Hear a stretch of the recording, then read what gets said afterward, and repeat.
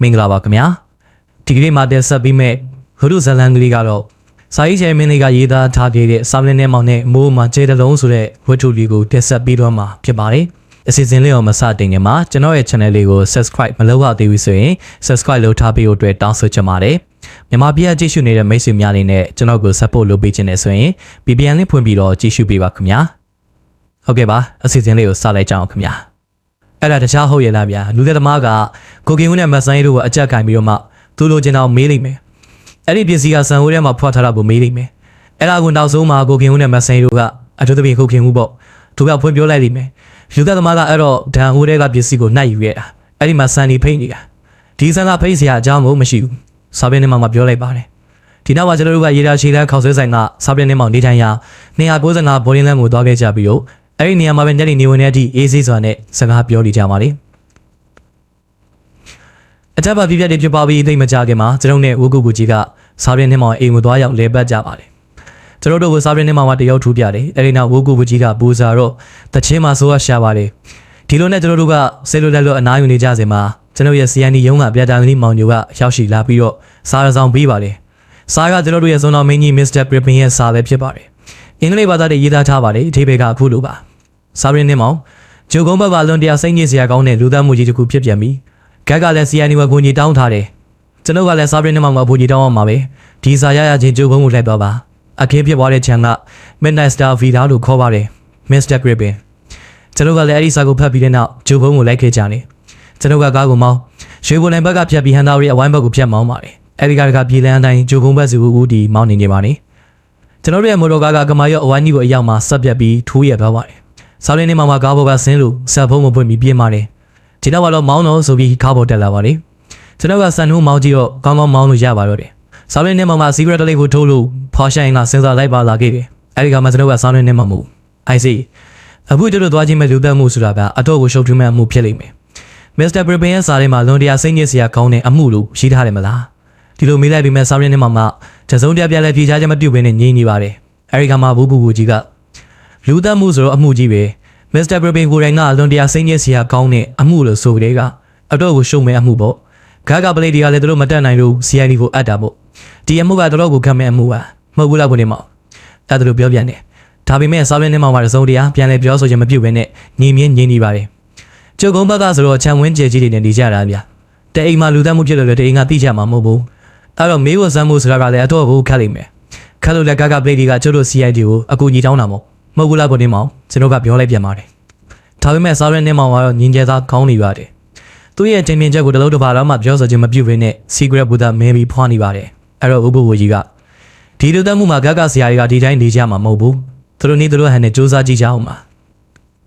စူးစမ်းကြည့်လို့မရတဲ့အဆုံးမှာ CND ဝယ်ချောင်းကြရဖြစ်မယ်ဒါကြောင့်ဒီအမှုကအတော့ကိုခက်ခဲတဲ့အမှုဖြစ်နေမယ်ကျုပ်ပြောတာဟုတ်တယ်မလားဘုရင်မောင်ပြောစမ်းမအောင်မြတ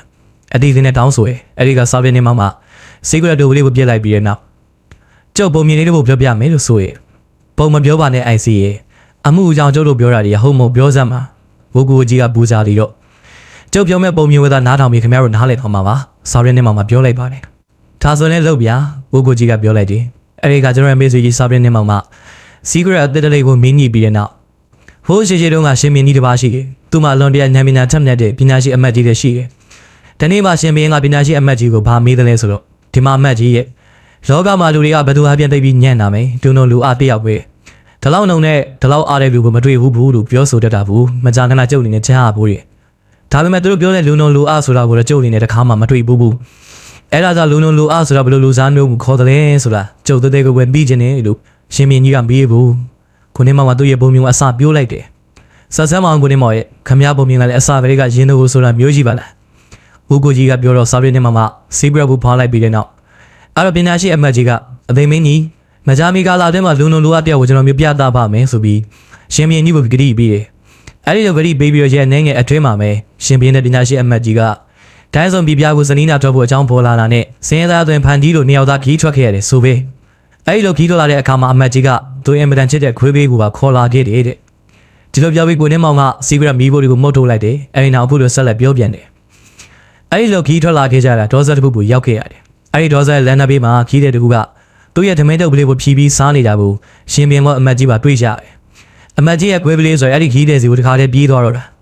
ခီးတွေကလည်းသူနာရောက်လာတဲ့ခွေးကလေးကိုသူစားမဲ့ဓမင်းဟင်းတွေကတချို့တော့ချပြီးကျွေးတယ်အမတ်ကြီးနဲ့ရှင်မင်းကလည်းအဲ့ဒီခီးတဲ့အနားကိုရှောက်သွားကြတယ်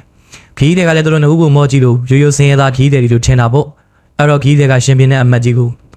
မိတ်ဆွေတို့ထမင်းစားကြပါအောင်လားလို့ဖော်ဖော်ရွေနဲ့ရဲရဲတင်းတင်းနှုတ်ဆက်တယ်အဲ့ဒီကမှပညာရှိအမတ်ကြီးကစားပါဗျာကျတို့အခုပဲစားခဲ့ကြပြီးပါပြီပေါ်တာနဲ့မိတ်ဆွေမမြင်တာချပြီးဖေမြရောက်နေတယ်လို့မေးတယ်အဲ့ဒီကမှခီးတွေကမမြင်တာကြဆိုဒီလိုပါဗျာကျတို့ကတမျိုးတရားကိုထွက်ပြီးစီးပွားရှာနေတာနှစ်နှစ်လောက်ရှိပြီလို့ပြန်ပြီးဖြေးရှာတယ်အဲ့ဒီကမှပညာရှိအမတ်ကြီးကခမည်းရင်ကခွေးလေးကဟောဒီကကျုပ်ရဲ့ခွေးလေးနဲ့အလွန်တူတာပဲနော်လို့မေးတယ်ခီးတွေကလည်းဟုတ်တာပေါ့ဗျာသိဖို့တူတာပဲမိတ်ဆွေကြီးကကျုပ်ဘုသားသိတာမဟုတ်ဘူးကျုပ်ရဲ့ခွေးလေးကိုသိရဖို့လို့အားရဝမ်းသာပြန်ပြောတယ်အဲ့ဒီတော့ပညာရှိအမတ်ကြီးကခမည်းခွေးလေးတွေဘဲကမလဲခမည်းတအိမ်လုံးကိုကျုပ်ကသိတာပေါ့လို့ပြောလိုက်ပြန်တယ်အဲ့ဒီတော့အမတ်ကြီးနဲ့ခီးတွေကိုအချီချပြောနေတာကိုရှင်မင်းကြီးကဘာလို့မှမပြောဘဲနဲ့နားထောင်မိတယ်အဲ့ဒီမှာခီးတွေကအမတ်ကြီးကိုဒီမှာမိတ်ဆွေကြီးကျုပ်ရဲ့ခွေးလေးကျုပ်အိမ်မှာရှိသေးရဲ့လားလို့မေးတော့အမတ်ကြီးကစိတ်မကောင်းပါဘူးခမည်းရင်ကထွက်သွားပြီးသိမကြခင်ပဲခမည်းရဲ့ခွေးလေးတီသွားရှာတယ်တရားတဲ့အကြောင်းမှာတော့ခမည်းရင်ကမြီးကလေးတီလို့ခွေးလေးရဲ့မြီးသားတွေကိုတော်ရဲစားပြီးစပိုးနေလို့တီတာဗျအဲ့လိုပြောလိုက်ရဆိုရင်ခီးတွေကပါဇက်ထဲသွင်းတော့မဲ့ထမင်းလို့ကိုမသွင်းပြတော့ဘဲနဲ့ငိုင်းကြသွားတယ်ပြီးတော့မြီးကလေးပါသေးရှာပြီးဖို့လို့ညီးတယ်အမတ်ကြီးကအဲ့ဒီအချိန်မှာညီးကလေးကခဏသားလေးတီပြီးမကြခင်မှာပဲအစာကျွေးမဲ့လို့မရှိလို့အစာငတ်ပြီးသေးရှာတာဒီလိုပြောပြန်တော့ခီးတဲ့လက်ထက်ကထမင်းလို့ကဖုတ်ကနေပြုတ်ကျသွားတယ်သားလေးပါသေးရှာပြီးဖို့လို့ညီးညူပြင်းတယ်အဲ့ဒီခါမှာအမတ်ကြီးကသားလေးပါကြောင့်ပေးတယ်ဆိုတော့ခမည်းမိမသေးပြီးမကြခင်မှာရှင်ခွဲနာချပြီးသေးတာပြောလို့ပြောလိုက်ပြန်တယ်အဲ့ဒီခါမှာခီးတဲ့ကငိုတော့တာပေါ့မိမပါသေးရှာပြီးဖို့လို့ပြောပြီးတရီးနဲ့ငိုတော့တာပဲအဲ့ဒီတော့မှပညာရှိအမတ်ကြီးကခီးတဲ့ဒီမှာမိတ်ဆွေကျုပ်ကိုခမည်းသိသလားလို့မေးတယ်ခီးတဲ့ကမသိဘူးဒါနဲ့ခမည်းကျုပ်အသိမိတ်ဆွေကမဟုတ်ဘူးလားကျုပ်အကြောင်းတွေကိုခီးစီတွင်းကြသိလို့ပါလားလို့ပြန်ပြီးမေးတယ်မဟုတ်ဘူးခမည်းကကျုပ်ခွေးကလေးကိုအစာကျွေးတာမြင်တာနဲ့ခမည်းခွေးချစ်တဲ့သူဆိုကျုပ်သိတယ်အဲ့ဒီချက်ကိုယူပြီးခမည်းကခွေးရှိတယ်လို့ပြောတာဟိုဗျာကျုပ်ကမဟုတ်ပြုတ်လိမ့်ပြီးပြောတာပါစိတ်မညစ်ပါနဲ့ခမည်းတမင်ခမည်းစားပါလို့အမတ်ကြီးကခရီးတဲ့နှစ်သိမ့်ပြီးတော့ရှင်မင်းဘက်ကိုလှည့်တယ်ပြီးတော့ရှင်မင်းကြီးမြင်မှုချင်းပါတယ်ဆိုတဲ့လူနုံလူအဆိုတာကဒီလိုလူမျိုးကိုခေါ်တာပါကိုယ်လည်းမမြင်ရသေးတဲ့ကိစ္စကိုကိုမသိတဲ့လူတယောက်ကပြောတဲ့စကားနဲ့ယုံကြည်တတ်သူဖြစ်ပါတယ်လောကမှာဒီလိုလူမျိုးကိုလူနုံလူအစင်းမှာထဲရပါလိမ့်မယ်လို့ပြောတယ်အခုလည်းကျုပ်တို့မမြင်ရသေးတဲ့ဌာနကလူတွေကမစ္စတာဂရဘင်ကိုလူတက်မှုအကြောင်းတိုင်တဲ့အကူအညီတောင်းရုံရှိသေးတယ်ဒီလူတွေကလည်းမတွေ့ရသေးဘူးလူတက်မှုဖြစ်သွားတဲ့နေရာကိုလည်းမရောက်သေးဘူးအဲ့တော့မမြင်ရသေးတဲ့ကိစ္စကိုမတွေ့ဘူးတဲ့လူကပြောတာကျုပ်တို့ရှောက်ပြီးစဉ်းစားနေမယ်ဆိုရင်ကျုပ်တို့ကစောစောခရီးတဲ့ဆင်းမှာဝင်သွားလိမ့်မယ်ခုနေ့မှသူ့ရဲ့ပုံမြင်ဝင်ဒီကုန်းချုပ်လိုက်တယ်ဝုကူပူကြီးကသူ့ရဲ့လက်ဝါးနှစ်ဖက်ကိုပို့ရင်းမှာဟာကိုအောင်သိရင်ကျုပ်တို့နှစ်ယောက်ကတော့လူနုံလူဝဖြစ်သွားပြီဗျခုနေ့မှငါသာသာကလေးနဲ့ဆော်တာဘူးဗျခမရတော့မှဘာနဲ့တူတယ်လဲဆိုတော့တာတုံးနဲ့ရိုက်တာမျိုးမဟုတ်ဘူးလက်တန်းလုံးလောက်ရှိတဲ့တဝဲချိန်လုံးကလေးကိုရေးဆွတ်ပြီးတော့မှရှိုက်တာနဲ့တိုးလိတယ်ဒါစလေးနာစရာကောင်းလိုက်တာတာတုံးနဲ့ရိုက်တာမျိုးကတော့တစ်ချက်တည်းမှောက်သွားတာဆိုတော့နားရဲရတာသိပြီးမသိရဘူးဗျပညာရှိပြီးသားပါပြီတဗျာကျွန်တော်ကလည်းဥပ္ပဝကြီးရဲ့စကားကြောင့်ရီမောရပါတယ်ကျွန်တော်ကဒီလိုရီမောပြီးတဲ့နောက်ကားကိုအရှိန်မြင့်ပြီးမောင်းနေရပါတယ်တိတ်မကြခင်မှာကျွန်တော်တို့ကဂျုံခွန်ရပ်ပတ်မှာရှိတဲ့ Midnight Star Villa ဆိုတဲ့ဇာလန်ကလေးချိတ်ဆွဲထားတဲ့ခြံဝင်းစီကိုရောက်ရှိခဲ့ကြပါတယ်ကျွန်တော်တို့ရဲ့ကားကလေးကခြံဝင်းရှိမှာရက်လိုက်တယ်အဲဒီကခြံဝင်းရှိမှာရက်နေတဲ့ပလေကလေးကကျွန်တော်တို့ကိုဆက်လန်ပြီးပါတယ်ကျွန်တော်တို့ကလည်းကြောက်ပြားတွေစီခင်းထားတဲ့လန်သွေးအတိုင်းအိမ်ကြီးစီကိုဝင်သွားကြတယ်အိမ်ကြီးကရှင်းအောင်နဲ့တဲ့အိမ်ကြီးပါအိမ်ဝမှာကျွန်တော်တို့ရဲ့ CID ကရွှေသွားခေါအောင်မြင့်ဆိုတဲ့သူကကျွန်တော်တို့ကိုစီးကြုံနှုတ်ဆက်နေပါတယ်အဲ့ဒီခေါအောင်မြင့်ကဝုကူဝကြီးကိုမြင်လိုက်တာနဲ့တပြိုင်နက်ဘာလို့လဲဝုဘူကြီးရဲ့လူသက်မှုဆိုတာနဲ့စားပြည့်နေမှမုံရမလွတ်တော့ဘူးလားအဲ့လိုစီးပြီးပြောတော့မစ္စတာဂရဘင်ကခေါ်ထားအောင်ဆိုလို့ခေါ်ရတာပါဗျာကျိုးသဘောတိုင်းဆိုတော့စားပြည့်နေမှကိုခေါ်ထားဖို့မလိုပါဘူးနဘုတ်ပရဲကကိုဘေးကိုမပို့ကျုံသားမှာပဲထားချင်တာဝုဘူကြီးကပြောလိုက်တယ်ကျွန်တော်တို့ကလည်းအိမ်ထဲကိုဝင်လိုက်ကြတယ်ကျွန်တော်တို့နဲ့တို့ရွှေသွားကိုအောင်မြင့်မှာလိုက်ဝင်လာပါတယ်အိမ်အတွင်းမှာဝင်လိုက်တာနဲ့ဒီပြိုင်နဲ့ချမ်းမြေမှာပလက်ဆက်ဆက်ညင်ပေးနေတဲ့အသက်40ရွယ်လောက်ရှိတဲ့လူတစ်ယောက်ရဲ့အလောင်းတစ်လောင်းနဲ့အဲ့ဒီအလောင်းရဲ့ပတ်ထဲမှာအတူကမတန်ရှုနေတဲ့အလားအလောင်းကြီးကိုမြေမော်ကြည့်ရှုနေတဲ့ဂတ်တဲကပလက်ရရှိနေဘူးကျွန်တော်တို့ CID ကဆုံးတော့ကိုစိန်လာဆုံးတော့ပူတင်ဝင်းနဲ့ဘီလက်ပြန်ဆရာစင်တို့ကိုတွေ့ရတယ်ဒါကြောင့်ဘုပူကြီးကဘယ်လိုလဲပို့လို့အတူကမတန်ပေါက်ကြမလားလို့မေးလိုက်တယ်ဒီတော့အလောင်းကြီးပတ်ထဲမှာရှိကြတဲ့လူတွေကခမရလဲကျတို့လိုပဲကမ္မတန်းရှုဖို့လာတာမလားအဲ့လိုပြန်ပြီးဖြေပါနဲ့ကမ္မတန်းရှုဖို့လာတာလည်းမဟုတ်ဘူးဒီလူသားမွေးတရားကုံကိုဖော်ထုတ်လို့လာတာဥပ္ပဝကြီးကအတီပေါင်းနဲ့ပြောလိုက်ပါတယ်ဆိုတော့ကိုတင်ဝင်းကဥပ္ပဝကြီးကိုမော့ကြည့်လိုက်ပြီးတဲ့နောက်လူသားမှုတရားကုံကိုခမရဖော်ထုတ်မှလားဥပ္ပဝကြီးဒီလိုမေးရကျုပ်ဖော်ထုတ်မယ်ပြောတာမဟုတ်ပါဘူးဗျစားပင်းထဲမှာပါလာတယ်အဲ့လိုပြောတော့ဆုံးတော့တွေကဘယ်မလဲလို့မေးချက်ပြန်တယ်ဒီကစားမှကျွန်တော်နဲ့ဥပ္ပဝကြီးကစားပင်းထဲမှာကိုလှည့်ပြီးကြည့်လိုက်တော့ကျွန်တော်တို့နဲ့အတူဝင်လာတဲ့စားပင်းထဲမှာကကျွန်တော်တို့နဲ့အတူတူရှိမနေတာကိုသိရတယ် ဝင်းပေါင်းနီလက်ဝဲဘက်မှာအပေါ်တက်ကိုတက်တဲ့လေကားကြီးရှိတာကိုသတိပြုမိတော့စားရင်းနဲ့မှကျွန်တော်တို့နဲ့အတူဝင်လာပြီးမြဲအခန်းထဲကိုဆက်မဝင်မဲနဲ့အဲ့ဒီလေကားကနေပြီးပင်ပေါ်တက်ကိုတက်လို့သွားတာဖြစ်မယ်လို့ကျွန်တော်ရင်းနဲ့တွေးချင်ပြီးတယ်ဇွန်နောက်ကိုစင်လာကအလောင်းကြီးနဘေးကထလာလို့ဝုကူဘူကြီးရဲ့ပကုံးကိုလှမ်းပုံရင်းလာဒီမှာဝုကူဘူကြီးနေရာကသူများကိုအားမကိုးစမ်းနေဗျကိုဘာသာကိုပဲစဉ်းစားကြည့်ပါဦးဒီလိုပြောလိုက်တယ်ခမရပြောတော့မှန်ပါတယ်ကိုစိလာတခြားကိစ္စတွေမှာတော့ကိုဘာသာကိုကြိုးစားတာအကောင်းဆုံးပဲအမှုလိုက်တဲ့ကိစ္စရင်ဇပင်ညက်တဲ့ကိစ္စရတော့ကြောက်အားကြောင့်ဘယ်တော့မှမလုပ်ဘူးသူတစ်ပါးကိုအားကိုးတာကြီးပဲတရားကမပေါ်တဲ့အမှုဆိုရင်စာပရင်းနှင်းမောင်ကိုအားကိုးရမယ်ဇပင်ရှိလာလို့ဇပင်ညက်ချင်ရင်ဇပင်ညက်စရာကိုအားကိုးရမယ်ဒီပါကိုစိလာခမရဘောမှာဇပင်ကိုခမရကိုယ်တိုင်ညက်တာလားဇပင်ညက်စရာညက်ပေးတယ်မလားကိုအားကိုးမယ်ဆိုပြီးဇပင်ညက်ဆိုင်မသွားဘဲနဲ့ခမရကောင်းကိုခမရမညက်နဲ့နော်ပုံမကြပန်းမကြနဲ့ကြော့ကြိုက်ကြီးဖြစ်သွားလိမ့်မယ်သဘောပေါက်စမ်းမကိုလူရခဘောပေါက်တတ်ပါတယ်ကိုလူရဲ့ဦးကိုကြီးကပြောပြီးစောတော့ပုံစံလိုက်ပခုံးကိုလက်နဲ့ပုတ်လိုက်ပါတယ်အဲဒီကမှစောတော့ကိုတင်ဝင်းလာထလာပြန်လို့ကဲဦးကိုကြီးတို့ကစားရင်းနဲ့မှမသိပြီးအားကိုးတာကိုစားရင်းနဲ့မော်နဲ့လူပါပဲဗျမှန်ပါဗျာလူအစ်စ်ပါကျုပ်ကလည်းနတ်ပါလို့မပြောပါဘူးဒါပေမဲ့အမှုမှန်တဲ့တရားကအမှန်ကိုဖော်ထုတ်တဲ့နေရာမှာတော့စားရင်းနဲ့မောင်တို့လူမျိုးကျုပ်တို့မြန်မာပြည်ပလေးပွဲတစ်ခုလုံးမှာဘူးမရှိပြီဘူးကျုပ်ပြောရဲပါတယ်ဟောလီအမှုမှာစားရင်းနဲ့မောင်ဝင်ပြီးတိုင်းရင်အမှုလည်းအများဆုံးပုံမယ်တက်လဲတက်တာမယ်သူမပါပဲကျုပ်တို့အလုပ်လုပ်ရရင်တော့ကျုပ်တို့ခင်ဗျားတို့ဘာများတက်လို့နိုင်မှာတော့ထင်းတဲ့လူတွေကိုဖမ်းသွားပြီးရိုင်းနေကြတဲ့အလုပ်ကတွဲပြီးပညာသားပါအမှုလိုက်တဲ့စုံတော့ရလို့ဘယ်သူများရှိလို့ကိုအထင်မကြီးစားမှလည်းကိုတင်ဝင်းရမင်္ဂလာဆောင်ထားတာလည်းမကြသေးဘူးမလားတခြားကိစ္စတွေမှာအပိမမခံကျင်စမ်းပါနဲ့လိမ္မာစမ်းပါကိုကြီးကပြောဆိုရှိမောပြီးတော့မှဇွန်လောက်ကိုတင်ဝင်းရဲ့ပခုံးကိုသူ့ရဲ့လက်ဝါးစီနဲ့ပုတ်လိုက်တယ်ဒီတော့မှရှေ့သွားကိုအမြင့်ဘက်ကိုလှည့်လို့ဒီမှာရှေ့သွားခမရတော့ဘာများပြောချင်သေးလဲအေးစစ်စစ်နေစမ်းပါစားလင်းထဲမှာသူ့အတူကြည့်ပြီးလို့ဘောပါလိမ့်မယ်ဘေးရတဲ့အပါအဝင်ဆက်လက်တောင်းရင်းနဲ့သူ့လောက်တာကိုင်းတာကြည့်ပြီးပညာယူနေဒီထက်ပိုပြီးဘာမှဝင်မလုံးနဲ့လာကုန်ရင်လာကရလိမ့်မယ်ခမရတို့ဝင်ပြီးလောက်ခါမှာအမှုကရှုပ်တဲ့ရှုပ်ပုံပြီးတော့လည်းဘာမှလည်းဟုတ်တော့မဟုတ်ဘူးကိုရေချင်းကိုသိစမ်းပါဗျာဦးကိုကြီးကပြောလိုက်တော့ရှေ့သွားပေါ်မြင်လာ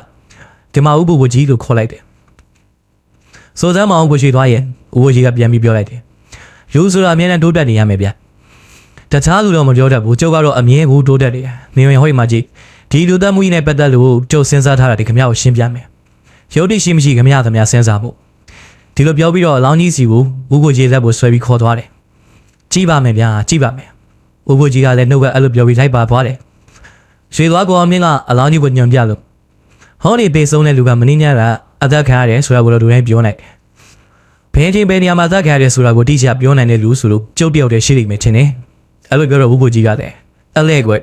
ွကျုပ်တို့ရေတဲတော်နေပါလားဆိုစမ်းမအောင်အဲ့လိုပြောလိုက်တယ်မင်းည12:24မိနစ်ဒီမှာအသက်ခံရတာလေရှေ့သွားပေါ်မြင်းကပြောတယ်အတိအကျပါပဲလားနည်းနည်းလေးရှင်းစမ်းမအောင်ရှေ့သွားရဲ့ဦးကိုကြီးကမေးလိုက်တော့ဒီလိုအသက်ခံရတဲ့အခါမှာကျန်းနေမဟုတ်ဘူးလေးကျသွားတယ်အဲ့ဒီခါမှာသူ့လက်မှာပတ်ထားတဲ့နိုင်ကဆက်ရက်သွားတယ်အဲ့ဒီနိုင်ကိုကြည့်လိုက်တော့12:24မိနစ်တိရှေ့သွားပေါ်မြင်းကဆိုပြန်တော့ဦးကိုကြီးတဲ့နိုင်ကိုငုံကြည့်ပြီးဟုတ်ပါဗျာနိုင်လက်တဲ့အတူက7နှစ်မှာနိုင်လက်တဲ့အရှည်ရတော့နံပါတ်9မရောက်ခင်10မိနစ်အတူတော်ပါပြီလေပေါ်မြင့်စောစောကကျုပ်ပြောခဲ့တဲ့စကားကိုပြန်ပြီးရုပ်ပေးပါတယ်ကြိုးစားပါတက်လန်းနေအများကြီးရှိပါတယ်ဖိတ်တော့ဒီပေါင်းနဲ့ကြီးမွန်လိုက်ပါတယ်တရားကဆုံးတော့ကိုစိန်လာပါလေကိုအမြင့်ကိုအားကြမကန်သဘောနဲ့ဒီမှာဦးပူကြီးဟောဒီမှာတည်တဲ့လူကပုံမဒရိဆန်ရဲ့အကြောင်းကိုလေ့လာနေတဲ့လူကြီးဟိုတန်းပေါ်မှာစေးရစိန်ထားတဲ့ပလင်းတွေကိုကြည့်စမ်းပါဂင်းမီကောက်တွေကင်းချီများတွေတောက်တဲ့အနက်တွေမွေကြီးတွေ့တယ်မလားဒီလိုပြောတော့ဦးပူကြီးကဟုတ်ပါကိုစိန်လာရဲ့ခမရလည်းအတော်ဖြစ်နေမှာဘူးဆိုစမ်းမအောင်အဲ့ဒါလိုအားပေးလိုက်တော့ဟောဒီတည်တဲ့လူကလောကတဲ့ဆရာကြီးတူဆိုတော့ဘယ်သူမှမငင်းနိုင်ဘူးပြီးတော့ဒီလူကညီမလူမျိုးမဟုတ်ဘူးတရုတ်လူမျိုးသူတည်ရတာကအလုံးမကြောက်စရာလန့်စရာကိုတွေ့ပြီးပလက်လန်လေးကြပေးဆုံးသွားတာသူ့မှာဒဏ်ရာရဲလို့မရှိဘူးမျက်လုံးကြီးပြူပြပေးနေပုံကကျုပ်ပြောတဲ့အချက်ကိုထောက်ကန်နေတယ်ကိုစိန်လာကပြောလိုက်တော့ခမရမစိုးဘူးဗျကျုပ်တို့စုံတော့လောကမှာနာမည်တလုံးရလာလိမ့်မယ်စူးစမ်းစမ်းပါဗျဦးကိုကြီးကပြောလိုက်တယ်တရားကကိုတေဝင်းဆိုသူကလည်းအားကြမကန်တဲ့ဘောနဲ့တည်တဲ့သူကမတိခင်ကလေးမှာစာရေးသေးတယ်ဗျသူ့ရဲ့ဖောင်တင်ကမှင်ယူတဲ့ဖောင်တင်ဒါကြောင့်မလို့သူ့ရဲ့လက်ကလေးနဲ့ညှို့တိတ်မှာမင်းနေဆုံးနေတယ်ဒီတော့ဘာဖြစ်နိုင်တယ်လဲဆိုရင်ဒီလူကတစုံတယောက်ကအချက်ခံပြီးလက်မဲ့ထိုးခိုင်းတာကိုထိုးပေးလိုက်တဲ့သဘောမျိုးပဲဒီလိုပြောပြန်တော့လေဦးကိုကြီးကမြင်တတ်ပါပြီဗျာကိုတင်ဝင်းလည်းတော်ကြီးဟုတ်နေပြီပဲကြိုးစားဗျာခမရလည်းအသက်မြင်သေးတယ်စိမ့်စိမ့်နာကြီးကကပ်မင်းနဲ့ရုံလည်းမမှတ်တတ်ကိုလူအဲ့လိုပြောတော့ကျွန်တော်တို့ကဝေါ်ဝင်နေရီမောလိုက်ကြတယ်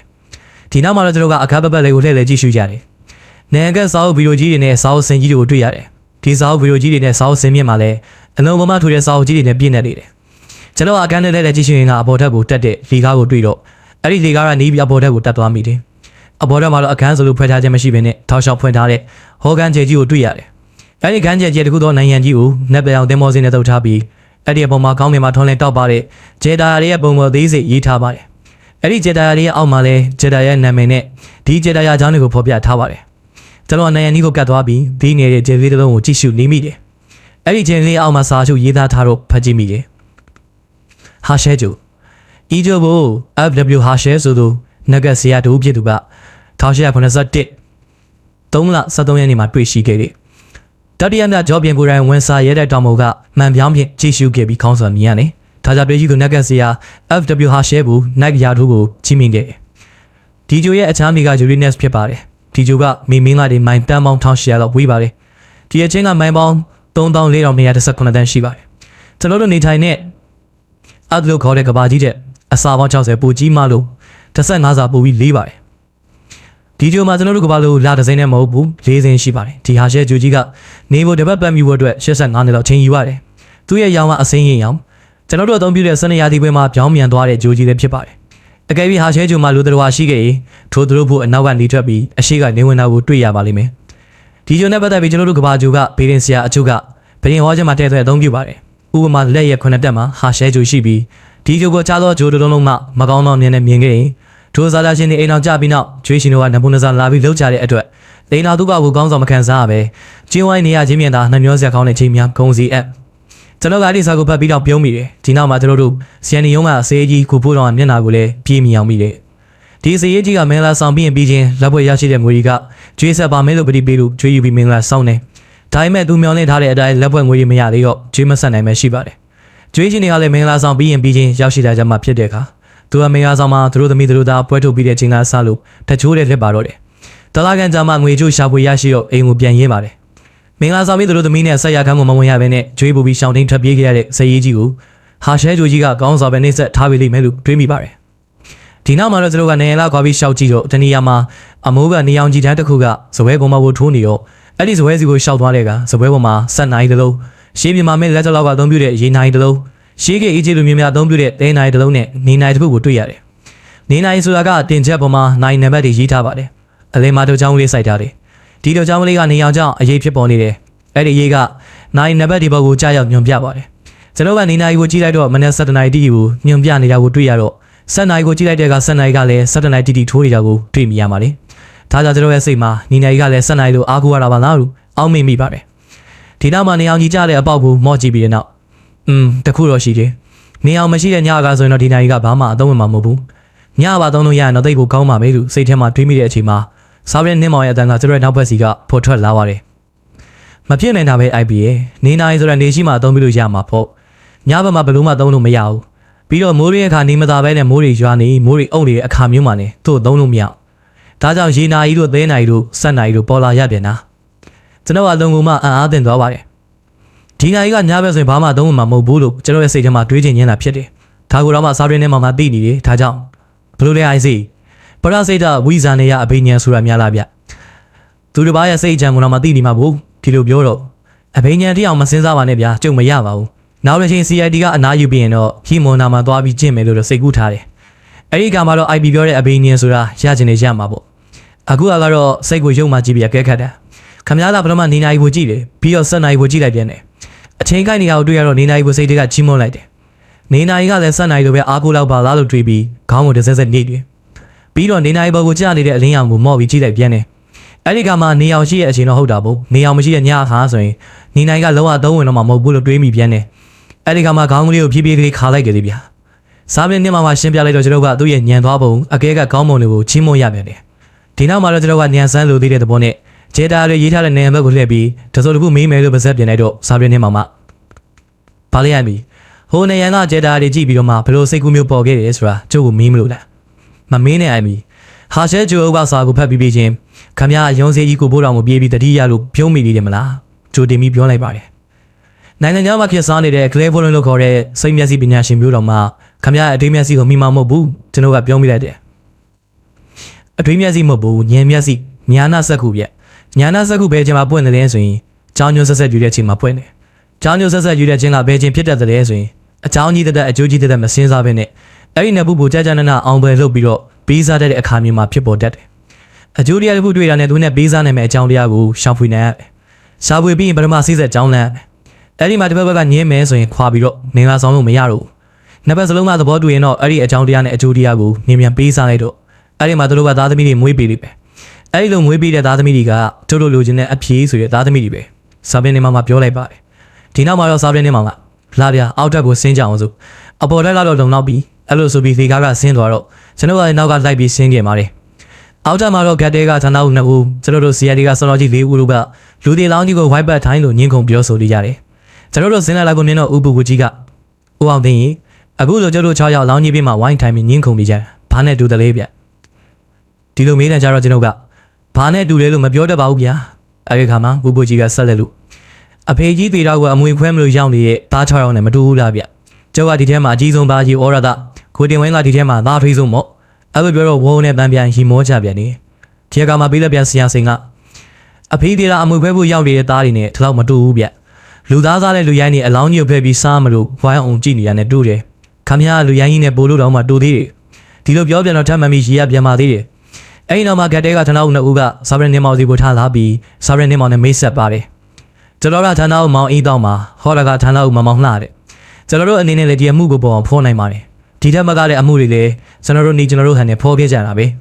ဲဒါပေမဲ့ဒီကတော့ CID ကဆရာကြီးတို့ပုံကင်ပုံကကျွန်တော်နဲ့ဗာမြန်ထိုးတဲ့လို့ပြီးကျင်လို့ဟောဒီကိုမမောင်လာက CID ကိုအကြောင်းကြားစမ်းမှာတစ်ဖက်ပါပြောလို့အကြောင်းကြားလိုက်တာဟောဒီ CID ကဆရာကြီးစဉ်းစားပုံထင်မြင်ချက်ပေးပုံတွေကိုလည်းကြားရပါပြီကျွန်တော်တို့ဘာမှမထူးပါဘူးအသက်ခံတဲ့လူရဲ့နိုင်ကိုစဉ်းစားတာလေကျွန်တော်နဲ့တစ်ထက်တည်းတူတယ်လေပင်းညစ်ပြီးအသက်ခံရတယ်ဆိုတာကလည်းကျွန်တော်နဲ့ခက်စင်တူတယ်ကြောက်စရာလန့်စရာကိုမြင်လို့လန့်ပြီးလဲသွားတယ်ဆိုတာကလည်းကျွန်တော်နဲ့အတူတူပဲကိုကြီးတော်မှရှီလျားစွာနဲ့ပြောပြတယ်အဲဒီကစားပြင်းနေမှာမှအတော်လေးအလုပ်လုပ်ပြီးကြမှာဘူးဌာနဦးကြီးပြောတာမှန်တယ်စီအန်နီကလူတွေကလေခမောင်းနဲ့ဘာမှပို့ပြီးမထူးဘူးဘာဖြစ်လို့လဲဆိုတော့သူတို့ကလည်းလူတွေပဲမိုးပေါ်ပါကြလာတယ်မှမဟုတ်ပဲလူတွေကလူတွေလိုပဲစဉ်းစားကြမှာပေါ့နေစမ်းမှာတော့တစ်စိတ်လောက်အလောင်းကိုကြည့်ပြစေအဲ့လိုပြောဆိုပြီးစားပြင်းနေမှာမှဝုကူကူကြီးအနီးကဝင်လို့အလောင်းရဲ့နှဘေးမှာဒိုးချောက်ထိုင်လိုက်ပါတယ်အဲဒီခါမှာဝုကူကူကြီးကအမွေတောင်းမဲ့သားတယောက်ဒိုးလာပြန်ပြီသူကအဝေးရောက်နေလို့သူ့ကိုတန်ကျိုးရက်ပြီးခေါ်ရတာအခုမှရောက်လာရှာတယ်လို့နောက်ပြောင်းဟဲ့တော့ကျွန်တော်တို့ကလည်းရီမောရပြန်ပါတယ်ဆောင်းနေမှာအလောင်းကြီးကိုသေးချာစွာနဲ့ကြည့်လိုက်တယ်ကျွန်တော်ကလည်းအခုခါမှအလောင်းရဲ့မျက်နှာကိုဂရုစိုက်ကြည့်မိပါတယ်တရုတ်လူမျိုးတူဆိုတာကတော့ထင်ရှားလာပါတယ်တေဆုံးသူရဲ့မျက်နှာကဓာတ်ပုံရိုက်ကန်ဒီမှာဓာတ်ပုံဆရာကပြုံးမလေးနေနော်လို့သတိပေးတဲ့အတွက်ပြုံးပြရတဲ့အမူအရာမျိုးနဲ့တူပါတယ်ညီညာဖြူဖွေးလာတဲ့သွားရီပေါ်နေပါတယ်မျက်လုံးသာမပြူရင်ဓာတ်ပုံရိုက်ခံမှုအကောင်းဆုံးအပြုံးလို့ဆိုရပါမယ်ဦးကိုကိုကြီးကစားပြနေမှကိုအောက်ပါတိုင်းပြောလိုက်ပါတယ်အသက်ခံရတဲ့လူကကြေတဲ့နဲ့ကြီးကိုအသက်ခံရတဲ့လူပြပြုံးနေပုံမှာကြီးနေတယ်ဆိုတာကိုဖော်ပြနေတယ်ဒီရာမန်စားပြနေမှဦးကိုကိုကြီးပြောသလိုအသက်ခံရမယ့်ကိစ္စမှာတော့ဒီလောက်ကြေတဲ့နဲ့ကြီးပြုံးနေမင်္ဂလာဆောင်တဲ့အချိန်တုန်းကဘယ်လိုများပြုံးမှာမလဲဒီထက်ပိုပြီးပြုံးစရာလည်းတက်နိုင်မှမတင်တော့ပါဘူးလောကမှာပြုံးမလေးသေးဖို့ဆိုမလွယ်ဘူးဗျရှင်းတုန်းကသေးတဲ့တခုမေ့နေပြီတင်တယ်မကြည့်လို့သွားပြတာကိုရည်သလားလို့မေးကြတယ်ဆိုတဲ့ဒိတ်ချက်အခုလည်းဒီတိုင်းပဲပြုံးပြနေတာမဟုတ်ဘူးမကြည့်မစံဝေဒနာခံစားရလုံးလို့အကျိုးတွေတအားယုံလာပြီးတော့မှသွားချင်းချိတ်ပြီးပါဇက်ပြေးသွားတာခမ ्या တို့ပြုံးပြနေတာမဟုတ်ဘူးဒါဆိုပြောဆိုပြီးမျက်နှာသိတဲ့အကျွေးသလုံးနီးကိုရှောက်သွားလို့ကျွေးသလုံးနီးမှရှိရခွက်ထဲမှာစိုက်ထားတဲ့ဘီဒီချောင်းကိုယူကအလောင်းစီကိုပြန်လာပြီးအလောင်းရဲ့ဘူပေါင်းကစပင်းတွေကိုဘီးနဲ့ဖီးပေးပါတယ်ဒီအခါမှာဥကူကူကြီးကတရားနဲ့ဖြစ်ပါကိုတင်းမောင်ရင်ပေပြီးမှတော့အလှပြင်ပေးမနေပါနဲ့တော့ခေါင်းမဲဖီးပေးပြီးမျက်နှာကိုပေါင်တာပဲရိုက်ပေးပြီးမထူးတော့ပါဘူးစားပလင်းထဲမှာလူသေးရဲ့ကူပေါင်းကိုဘီးနဲ့ဖီးလိုက်တော့ဘီးကနေလေးကိုအရောက်မှာရက်တန်သွားတဲ့အတွက်သမင်ကိုလက်နဲ့ဖြည့်ရှာတယ်ဘယ်လိုလဲအိုင်စီတန်းရှာပေးမလို့လားဥကူကြီးကနောက်လိုက်တယ်ကျွန်တော်တို့ကဥကူကြီးရဲ့စကားကြောင့်ရီမယ်လောက်ပါပြီးမှမရီဖြစ်ပဲရှိကြတယ်ဘာကြောင့်လဲဆိုတော့စားပလင်းထဲမှာလူသေးရဲ့သမင်ရဲ့အတွင်းကဥပေါင်းကိုအယိုးတန်အောင်စိုးဝင်နေတဲ့စူးကြောင်ကိုနှုတ်ယူလိုက်လို့ဖြစ်ပါတယ်ဒီစူးကြောင်သေးရမြကိုနေမောင်ကပြောလိုက်တယ်ဒီအခါမှာဥပူကြီးကစူးလို့သေးတဲ့မသားဆိုလို့ဒီတကားပဲမြင်မှုပါလေလို့ပြောပြန်တယ်ရိုးရိုးစုမဟုတ်ဘူးဗျအစိတ်စုစားပင်းနေမှာပြောဆိုပြီးသူ့ရဲ့အိတ်ကမှာပါတဲ့တန်မူးလေးအတွင်းကိုအဲ့ဒီစူးပလေးကိုထည့်ပြီးတန်မူးကိုကျွန်တော်ကိုလှမ်းပြီးပေးလိုက်ပါတယ်ကျွန်တော်ကလည်းအဲ့ဒီတန်မူးလေးကိုသိမ်းဆည်းထားလိုက်ပါတယ်ဒီနောက်မှာတော့စားပင်းနေမှာအလောင်းကြီးအနီးကထားပေးပြီးအခန်းရဲ့ပပတ်လေးကိုရှောက်ကြည့်တော့အသေးမှာစပွဲတစ်လုံးထားပြီးစပွဲဟိုဘက်ဒီဘက်မှာကလတိုင်တစ်လုံးစီချထားတာကိုတွေ့ရတယ်ဒီစပွဲပေါ်မှာတော့စာဝတ်ကျိုးနဲ့စာရေးဆက်ပူတွေခဲတံတွေကိုတွေ့မြင်ရတယ်တခုသောကလတိုင်နဲ့နီးတဲ့အခန်းတောင်ကျိုးနေရမှာတော့လမ်းလျှောက်ရမှာအသုံးပြုတဲ့ဒုတ်ပေါက်တစ်ချောင်းကိုတွေ့ရတယ်စားမလင်းနဲ့မှအဲ့ဒုတ်ပေါက်ကိုကောက်ယူပြီးကလတိုင်မှာဝင်ထိုင်လို့ဒုတ်ပေါက်ကိုစိုးကအခန်းတောင်နေရာမှာထိုင်းရနီထားကလှမ်းပြီးထောင်ကြည့်လိုက်တယ်ဒါကိုကျွန်တော်ကကောင်းကောင်းရိပ်စားမိတယ်အဲ့ဒီကလတိုင်ကထိုင်းရဒုတ်ပေါက်ကိုနေရာမှာထောင်လို့ရမရသိရှိနိုင်မှုစမ်းသပ်လိုက်တာပါဒီနောက်မှာတော့စားပြင်းနေမှာဒုတ်ပေါက်ကိုပြန်ယူလို့ဖေးသေးချာချာကြည့်ရှုပါတယ် ဒုဘောရဲ့လက်ကင်ကိုကြည့်တယ်စိန်ဝယ်မဲ့သူကသူဝယ်မဲ့စိန်ဝယ်နာစာပါချင်းရှိမရှိကြည့်တဲ့နေရာမှာစာပြင်းနဲ့မှအခုလိုဒုဘောကိုကြည့်တယ်လို့စေးဆက်သေးကြချင်းမှ၎င်းအချိန်ယူချင်းမှ၎င်းမိမာတော့မဟုတ်ပါဘူးသူကဒုဘောကိုပြန်ခေါင်းပြန်ကြည့်တယ်ဒုဘောရဲ့လက်ကင်ကိုကြည့်တယ်ဒုဘောရဲ့ထိတ်မှတက်ထားတဲ့အခွေးလိုခေါ်တဲ့ကြေးပွင့်ကိုကြည့်ပြန်တယ်အဲ့ဒီနောက်မှာမောင်းချသားကိုထုတ်ပြီးကြေးပွင့်မှာရှိတဲ့အငြိကြီးတွေကိုကိုလို့စက်ပူဘက်ကိုချပြီးကြည့်တယ်အဲ့ဒီနောက်လက်ကင်နဲ့ဒုတ်တန်းဆက်ထားတဲ့နေရာကိုကြည့်ရှုပြန်တယ်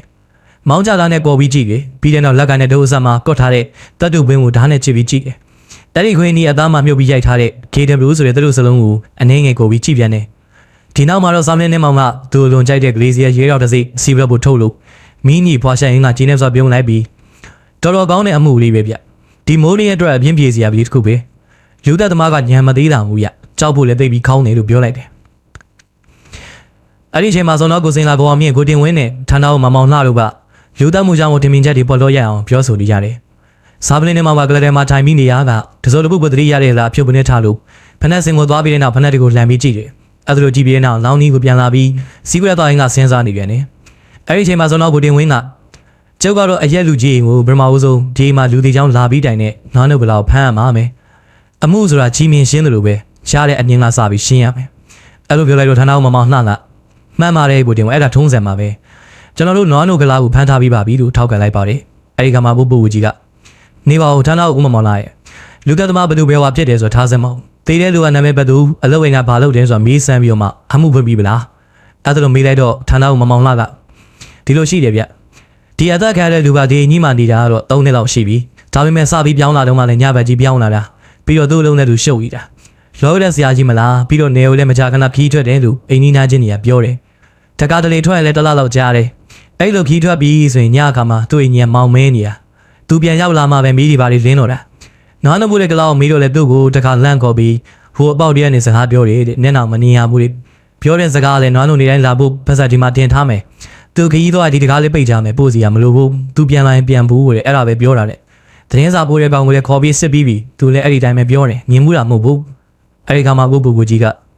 မီတာဖက်တဲ့စေကြီးကိုမေးပြီးပလားလို့မေးလိုက်တယ်မေးပြီးပြီဗျသူကဒီအတိုင်းပဲမီတာစာရွက်ကိုဒီအပေါက်ကလေးတွေကထိုးပေးရတယ်သူ့ကိုဒီအင်ရှင်ကမင်းမမီတာဆောင်ပေးပါကွာမဟုတ်ပဲပို့လေးပေးပြီးခိုင်းတယ်သူကလည်းအများနဲ့မီတာဆောင်ပေးရတယ်သူလည်းအင်ရှင်ကိုမြင်မှုတာမဟုတ်ဘူးသူစီကတော့မှလူရမယ်ရမီတာစာရွက်တစ်စောင်ယူထားလိုက်ပြီးတယ်ဟောဒီမှာကြည့်အဲ့လိုဆိုပြီးဌာနအောင်မမောင်လာကမီတာစာရွက်ကိုထုတ်ပြတယ်ဒီအခါကိုကြီးကမီတာစာရွက်ကိုဆွဲယူကြည့်ပါတယ်ကျွန်တော်ကလည်းအဲ့ဒီမီတာစာရွက်ကိုကိုကြီးပခုံးမဝကြော်ပြီးကြည့်မိတယ်ကိုကြီးကမီတာစာရွက်ကိုပြန်ပေးရင်ကဒီမှာတော့နာမည်ကဦးမြတာဆိုပါလားလို့ပြောလိုက်တော့ဌာနအောင်ဦးမမောင်လာကမှန်ပါတယ်ဦးမြတာအသက်ခံကြောင်ခန့်မှာအမှုဖွင့်ထားတယ်နားလို့လာဖို့တဲ့ကလားကတော့ခါလိုက်အပေါက်မှာတင်ထားနေကြပတ်စံကိုမတွေ့လို့တကားကိုတွန်းကြည့်တယ်ကတကားပွင့်သွားနေတဲ့အဲ့လိုပွင့်သွားရဲဆိုရင်မဟုတ်တဲ့အလောင်းကြီးကိုအပြင်ကနေလှမ်းပြီးမြင်ရတယ်တဲ့အဲ့ဒါနဲ့သူလည်းချက်ချင်းခက်ကိုပြေးပြီးမှလာရောက်တိုင်တန်းတာပါတဲ့ဘာပဲဖြစ်ဖြစ်လေးကျုပ်ကအဲ့ဒီဒူဝါလာကိုအချို့တည်းဖမ်းထည့်လိုက်တာပဲအဲ့လိုခိုးယူတဲ့လေတန်းနဲ့ပြောလိုက်ပါတယ်ဘယ်ဟုတ်မလဲကိုမမောင်လာရဲ့နောက်မို့လူတွေကအကြောင်းရှိလို့မှဂတ်ဖို့လာပြီးမတိုင်ရဲပဲဖြစ်ကူဦးမယ်ကိုကြီးကပြောလိုက်တယ်အဲ့ဒါတော့မတတ်နိုင်ဘူးဗျတို့တို့အမြဲလုံးနေတဲ့လုံထုံးလုံးပြီးပဲတရားခံပေါ်ဖို့သာအရေးကြီးတာဦးမမောင်လာကပြန်ပြောပါတယ်အဲ့ဒီအချိန်မှာကိုအောင်မြင့်ကကျုပ်ကတော့သတင်းစာပို့လေလို့ပါဖမ်းစီခြင်းတယ်လို့ပြောလိုက်ပြန်တယ်ဖမ်းတဲ့တော့ဖမ်းပါဗျာကျုပ်အခုပြောနေတာကိုလေမဖမ်းရဘူးလို့ပြောနေတာမဟုတ်ဘူးမဖမ်းတဲ့လူကိုဖမ်းမိမှဆိုလို့ပြောတာဦးကြီးကပြန်ပြောလိုက်ပါတယ်အဲ့ဒီအချိန်မှာဇော်လောက်ကိုစိန်လာကပါဖြစ်နိုင်တဲ့လူသိနိုင်တဲ့လူကိုဖမ်းလာမမှားဘူးဦးကြီးဖမ်းရုံနဲ့မကဘူးနည်းနည်းပါးတော့မှဌာနမှာအလုပ်လုပ်ဖို့လိုချင်လိုလိမ့်မယ်လို့ပြောလိုက်ပါတယ်ဟောဒီမှာတင်နေတဲ့လူကဒီရင်ရှင်မဟုတ်ဘူးသူကမြင်ဒီကုန်းဒါမှမဟုတ်သင်္ကန်းညဘက်မှာနေရသွားဆိုင်စေဟာသူ့နာမည်ကိုဒီဆက်စုံစဉ်းစားလို့ရတာကတော့ဂျင်ဝေဒါမှမဟုတ်ဂျင်ဝမ်ဖြစ်လိမ့်မယ်သူကဒီအိမ်မှာနေတဲ့လူမဟုတ်ဘူးမင်းညာမှာရောက်လာပြီးတော့မှဒီမှာအသက်ခံသွားတာသူ့ကိုတတ်သွားတဲ့လူကဒီမှာနေတဲ့အိမ်ရှင်အဲ့ဒီလူကအရက်9ပေ10လက်မလောက်မြင့်လိမ့်မယ်အသက်ခံတဲ့လူကတတ်တဲ့လူစီမှာပြည်စည်းတပူထားတောင်းတာဖြစ်လိမ့်မယ်တတ်တဲ့လူကဒီမှာနေတဲ့အိမ်ရှင်ပဲဟောဒီတကောင်ကျအိမ်ကြီးရဲ့အိမ်ရှင်စာအုပ်စင်မှာရှိတဲ့စာအုပ်ချိုးရဲ့အတွင်းဘက်မှာ KB လို့ထိုးထားတဲ့လက်မှတ်တို့တွေ့ရတယ်ဒီလူကမျက်မှန်နဲ့ဖြစ်ချင်းဖြစ်လိမ့်မယ်သူကပယ်လယ်သမုဒ္ဒရာရဲ့အကျွန်းတွေပေါ်မှာအချိန်တော်တော်ကြာနေဘူးတဲ့သူဖြစ်လိမ့်မယ်တချို့နေရာမှာစာအုပ်ရဲ့အဖြူသေးခံပေါ်မှာ Mr. Webs လို့ရက်မှတ်ထိုးထားတာတွေ့ရပြန်တယ်ခွန်အားဗလာနဲ့လည်းပြည့်စုံတယ်သူနဲ့လူတွေနဲ့မှတခြားလူတယောက်လည်းရှိနေဦးမယ်စာပင်ထဲမှာပြောလိုက်တော့ဆွမ်းတော်ပေါ်ပြင်းလာထင်ကြီးတွေမလားလို့မေးလိုက်တယ်အဲဒီကခုနေမှာကျုပ်ရဲ့ထင်ကြီးဆိုတာကခမားတို့ဘူရိုက်ပြေးပြီးကြည့်တာတဲ့သေချာလိမ့်မယ်ထင်တယ်ပေါ့မြင်အဲ့လိုပြောဆိုပြီးကျွန်တော်ဘက်ကိုလှည့်လို့ကဲ IB ဟိုဒုဘောက်ဘလို့ယူပြစမ်းမအောင်များအဲ့လိုဆိုတော့ကျွန်တော်ကလည်းစောစောကစာရင်းထဲမှာအောင်ကြည့်နေတဲ့ဒုဘောက်ဘူသတင်းစာဆက်ကွန်ဘက်လို့ယူထားခဲ့ပြီ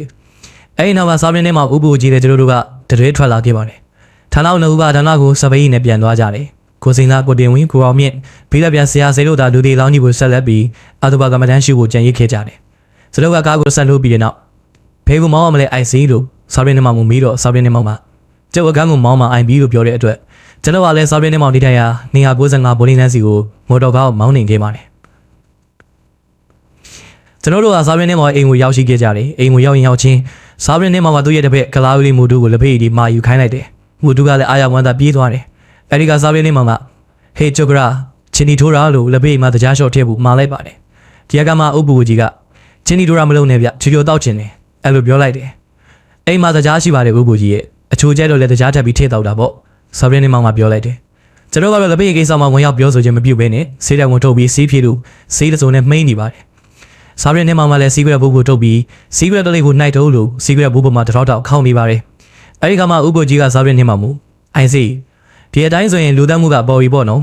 ်စာရင်းနဲ့မှပြုံးလို့ကျုပ်ကိုဒီလောက်လည်းအထင်မကြီးနိုင်ဘူးလေဥပ္ပူကြီးရဲ့အလုံးလုံးဆရာတွေအများကြီးချန်နေသေးတယ်ဒီလိုပြန်ပြီးပြောပါတယ်ဒါနဲ့ခင်ဗျားကသေတဲ့လူကမြင်းဒီကုန်းနဲ့တင်ငန်းချင်းဘက်မှာနေတဲ့သွားဆိုင်စရာချင်းစိန်ဒါမှမဟုတ်ချင်းဝံဖြစ်တယ်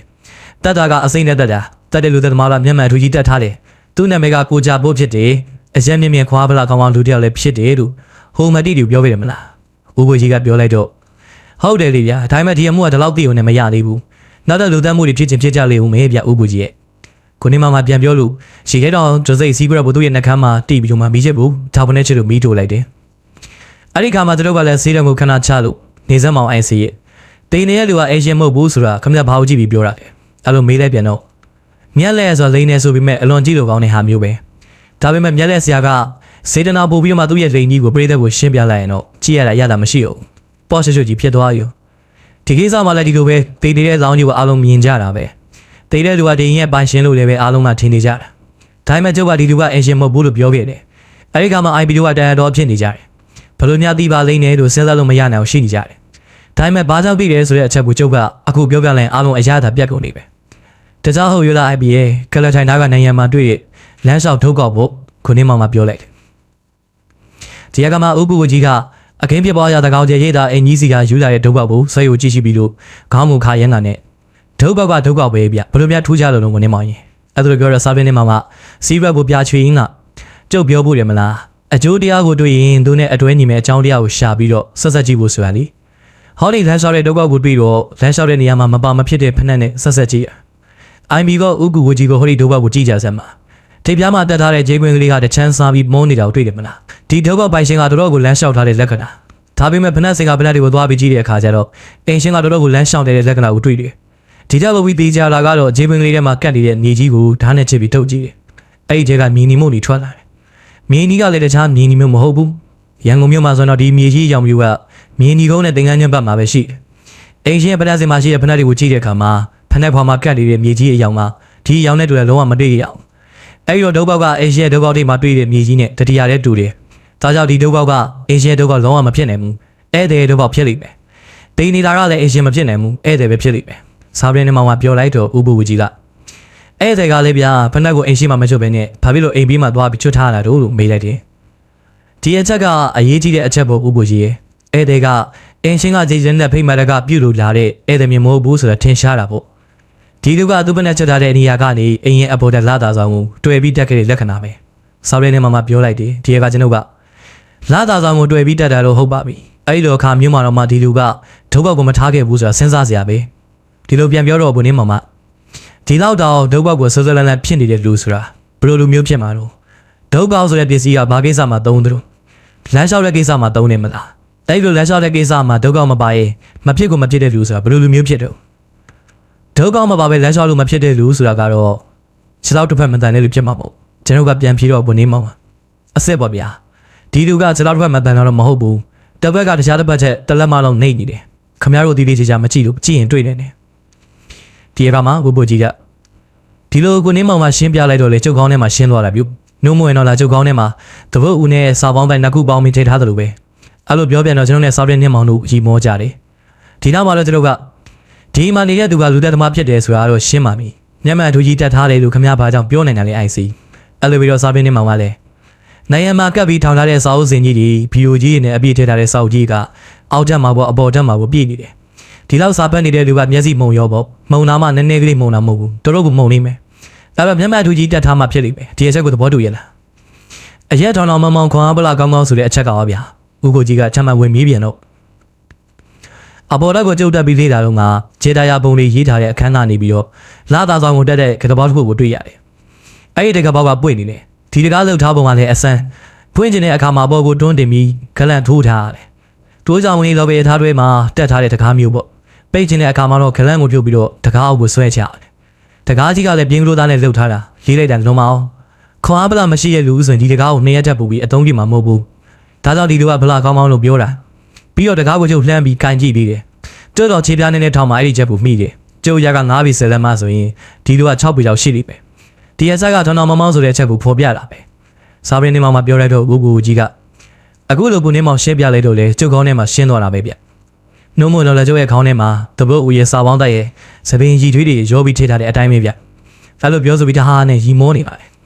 ကျွန်တော်တို့လည်းသူနဲ့အတူရီမောကြပါတယ်အဲ့ဒီနောက်မှာတော့စာပင်းနေမောင်ကကျောက်ကအဲ့ဒီတကားပေါက်ကနေပြီးတော့မှလာသားဆောင်ကိုတက်သွားတယ်ဗျအဲ့ဒီလာသားဆောင်ကနေအောက်ဘုံငုံကျဲတော့ဖဏတ်တရံကိုတွေ့ရတယ်အဲ့ဒါလိုတွေ့ရတဲ့ဆိုရင်ဒီလူကဒီကားလေးတွေ့တက်လာတာဖြစ်မှာပဲလို့စဉ်းစားမိတယ်ဒါပေမဲ့အတော်လေးမြင့်နေဗျ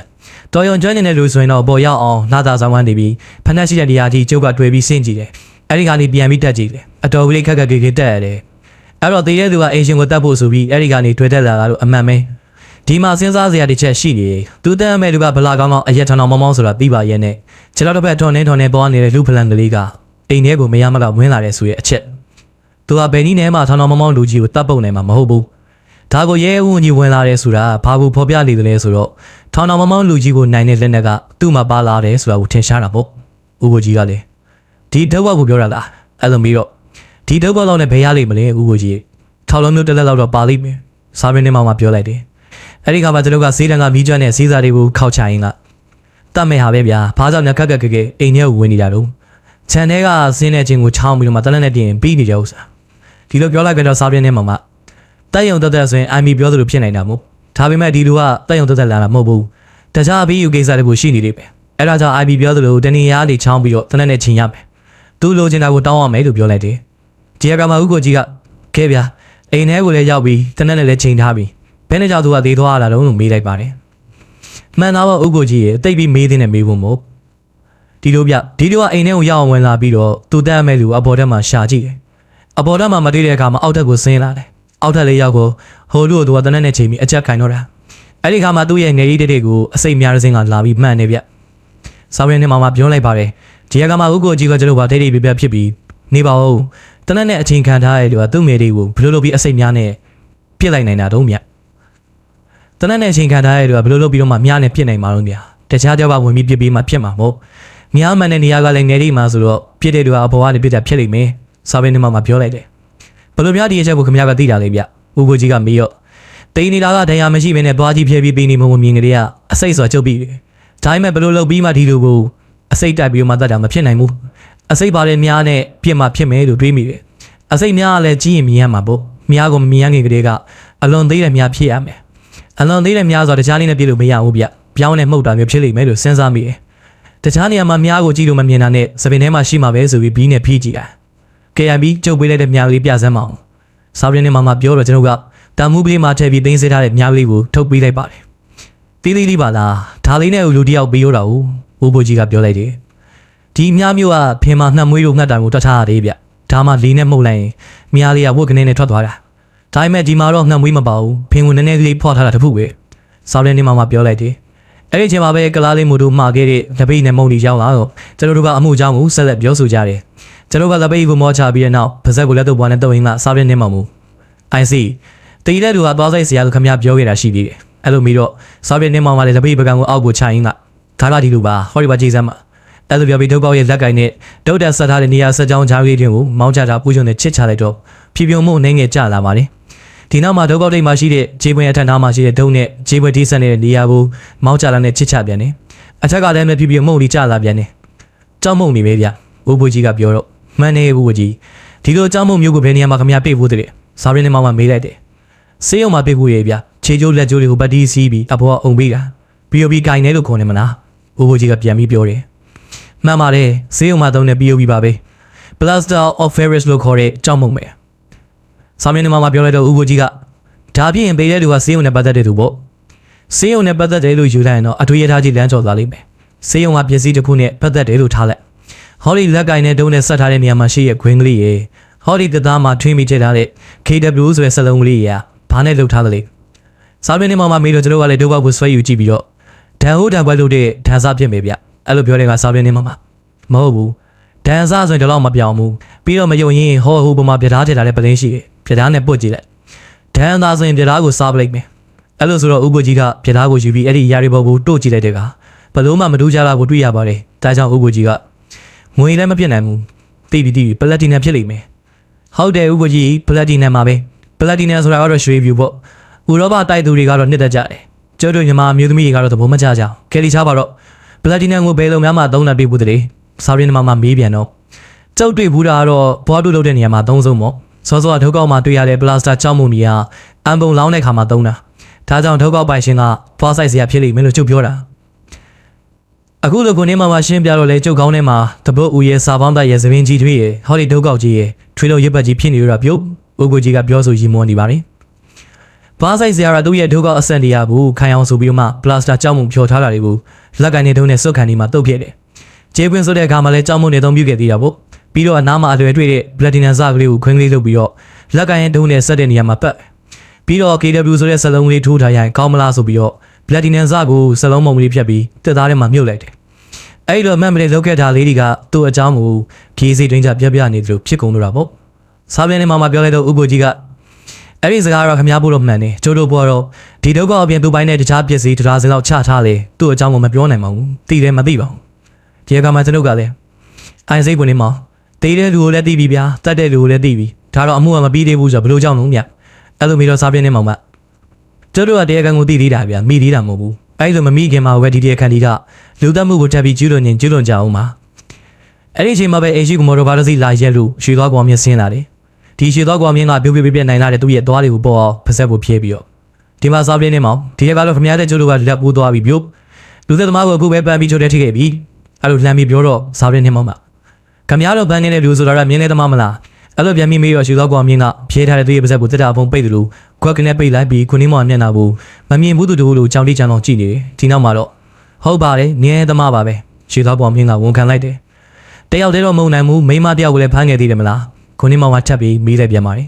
အဲ့ဒီခါမှာတော့ရွှေသွားကောင်မြင်ကမဖြေချင်းနဲ့အင်းငနဲ့ဆိုလိုက်ပါတယ်ဒီနောက်မှာအချက်ပြေတဲ့ဘောနဲ့ဒီမှာစောက်ရင်းနေမှာစဉ်းစားလာချိန်ခဏနဲ့ကျုံနဲ့တူရထားတရားခံဖမ်းတဲ့နေရာမှာကျုပ်ကပိုပြီးလက်မြန်နေလို့ဆိုရမှာပေါ့အဲ့လိုပြောဆိုပြီးချောင်းနဲ့လေးလူကောက်ပေါက်ကိုပြန်တက်သွားပါတယ်စာပြင်းနေမှာတော့ရွှေသွားကောင်မြင်းရဲ့ကားထွက်သွားတာကိုမြင်မောကြည့်ရင်ကပသိန်းဖွဲ့ထဲမှာဒီလိုလူမျိုးတွေရောက်နေကြတော့ပြည်သူလူထုအတွက်ဒုက္ခပဲမဆိုင်တဲ့လူတွေအတော့ကိုနစ်နာပုံကြတော့မယ်စိတ်မချမ်းသာတဲ့လီတန်းနဲ့ညှဉ်းညူလိုက်တယ်အဲ့ဒီကမှဥပ္ပကြီးကဒီမှာကိုလေးမောင်ရင်ခမရဟိုလူကိုပြောလိုက်တာကတော့တန်းကနေနေရပဲခမရတို့ဖမ်းလာတာမြင်းလေးသမားတယောက်မလားမိမတယောက်တော့ပါချင်းပါအောင်မယ်ဆိုတာနီးအဲ့ဒါဘယ်လိုလုံးပြနည်းနည်းရှင်းပြပေါ့ဒီလိုပြောတော့ဒါကဒီလိုပါဗျာအခင်းပြပွားတဲ့တကောင်ကျဲအင်ကြီးနားမှာမြင်းလဲလာပြီးရတဲ့ဘင်းရတကူတွေ့တယ်မြင်းလဲပေါ်ကခြံတဲ့ဘက်ကိုဦးတီးပြီးရှောက်သွားတဲ့မိမတယောက်ချီရနဲ့ယောက်ျားတယောက်ရဲ့ချီရလည်းတွေ့တယ်ဒါလေးကိုကြည့်ပြီးသူတို့ကတရားခံဆိုပြီးဖမ်းလိုက်တာခြံတဲ့ဘက်ကိုဝင်မလို့လုပ်ပြီးမှချီရနှစ်ဖက်လုံးကပြန်လှည့်သွားတယ်ညစာပြင်းနေမှာပြောတော့ဘူးကြီးက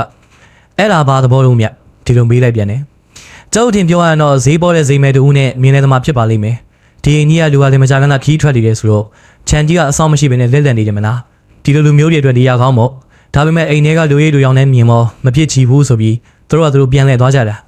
ာစာပြင်းနေမှာပြောလိုက်တဲ့အခါဥပ္ပကြီးကခမရရှင်းပြတော့လေတို့ဟာနဲ့သူရှင်းသွားတာပဲဒါနဲ့နေမောင်အိုင်စီရဲ့တရားခံကိုဘယ်လိုဖမ်းနိုင်မှာလို့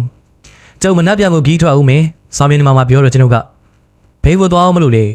ရက်ပြီးကိုသွားမယ်ဗျတိတ်မကြပါဘူးဟိုမှာကျုပ်ကိုနက်ကပညာသင်ပြီးတဲ့ကျုပ်ရဲ့ဆရာဦးကျော်စိန်ထွန်းဆိုတာကောင်းကောင်းနေမကောင်းရှာဘူးတဲ့မသွားလို့မဖြစ်ပြီဘူးတိတ်မကြပါဘူးဗျာပြန်လာတာနဲ့တရားခံတွေကိုကျုပ်ဖမ်းပြီးပါမယ်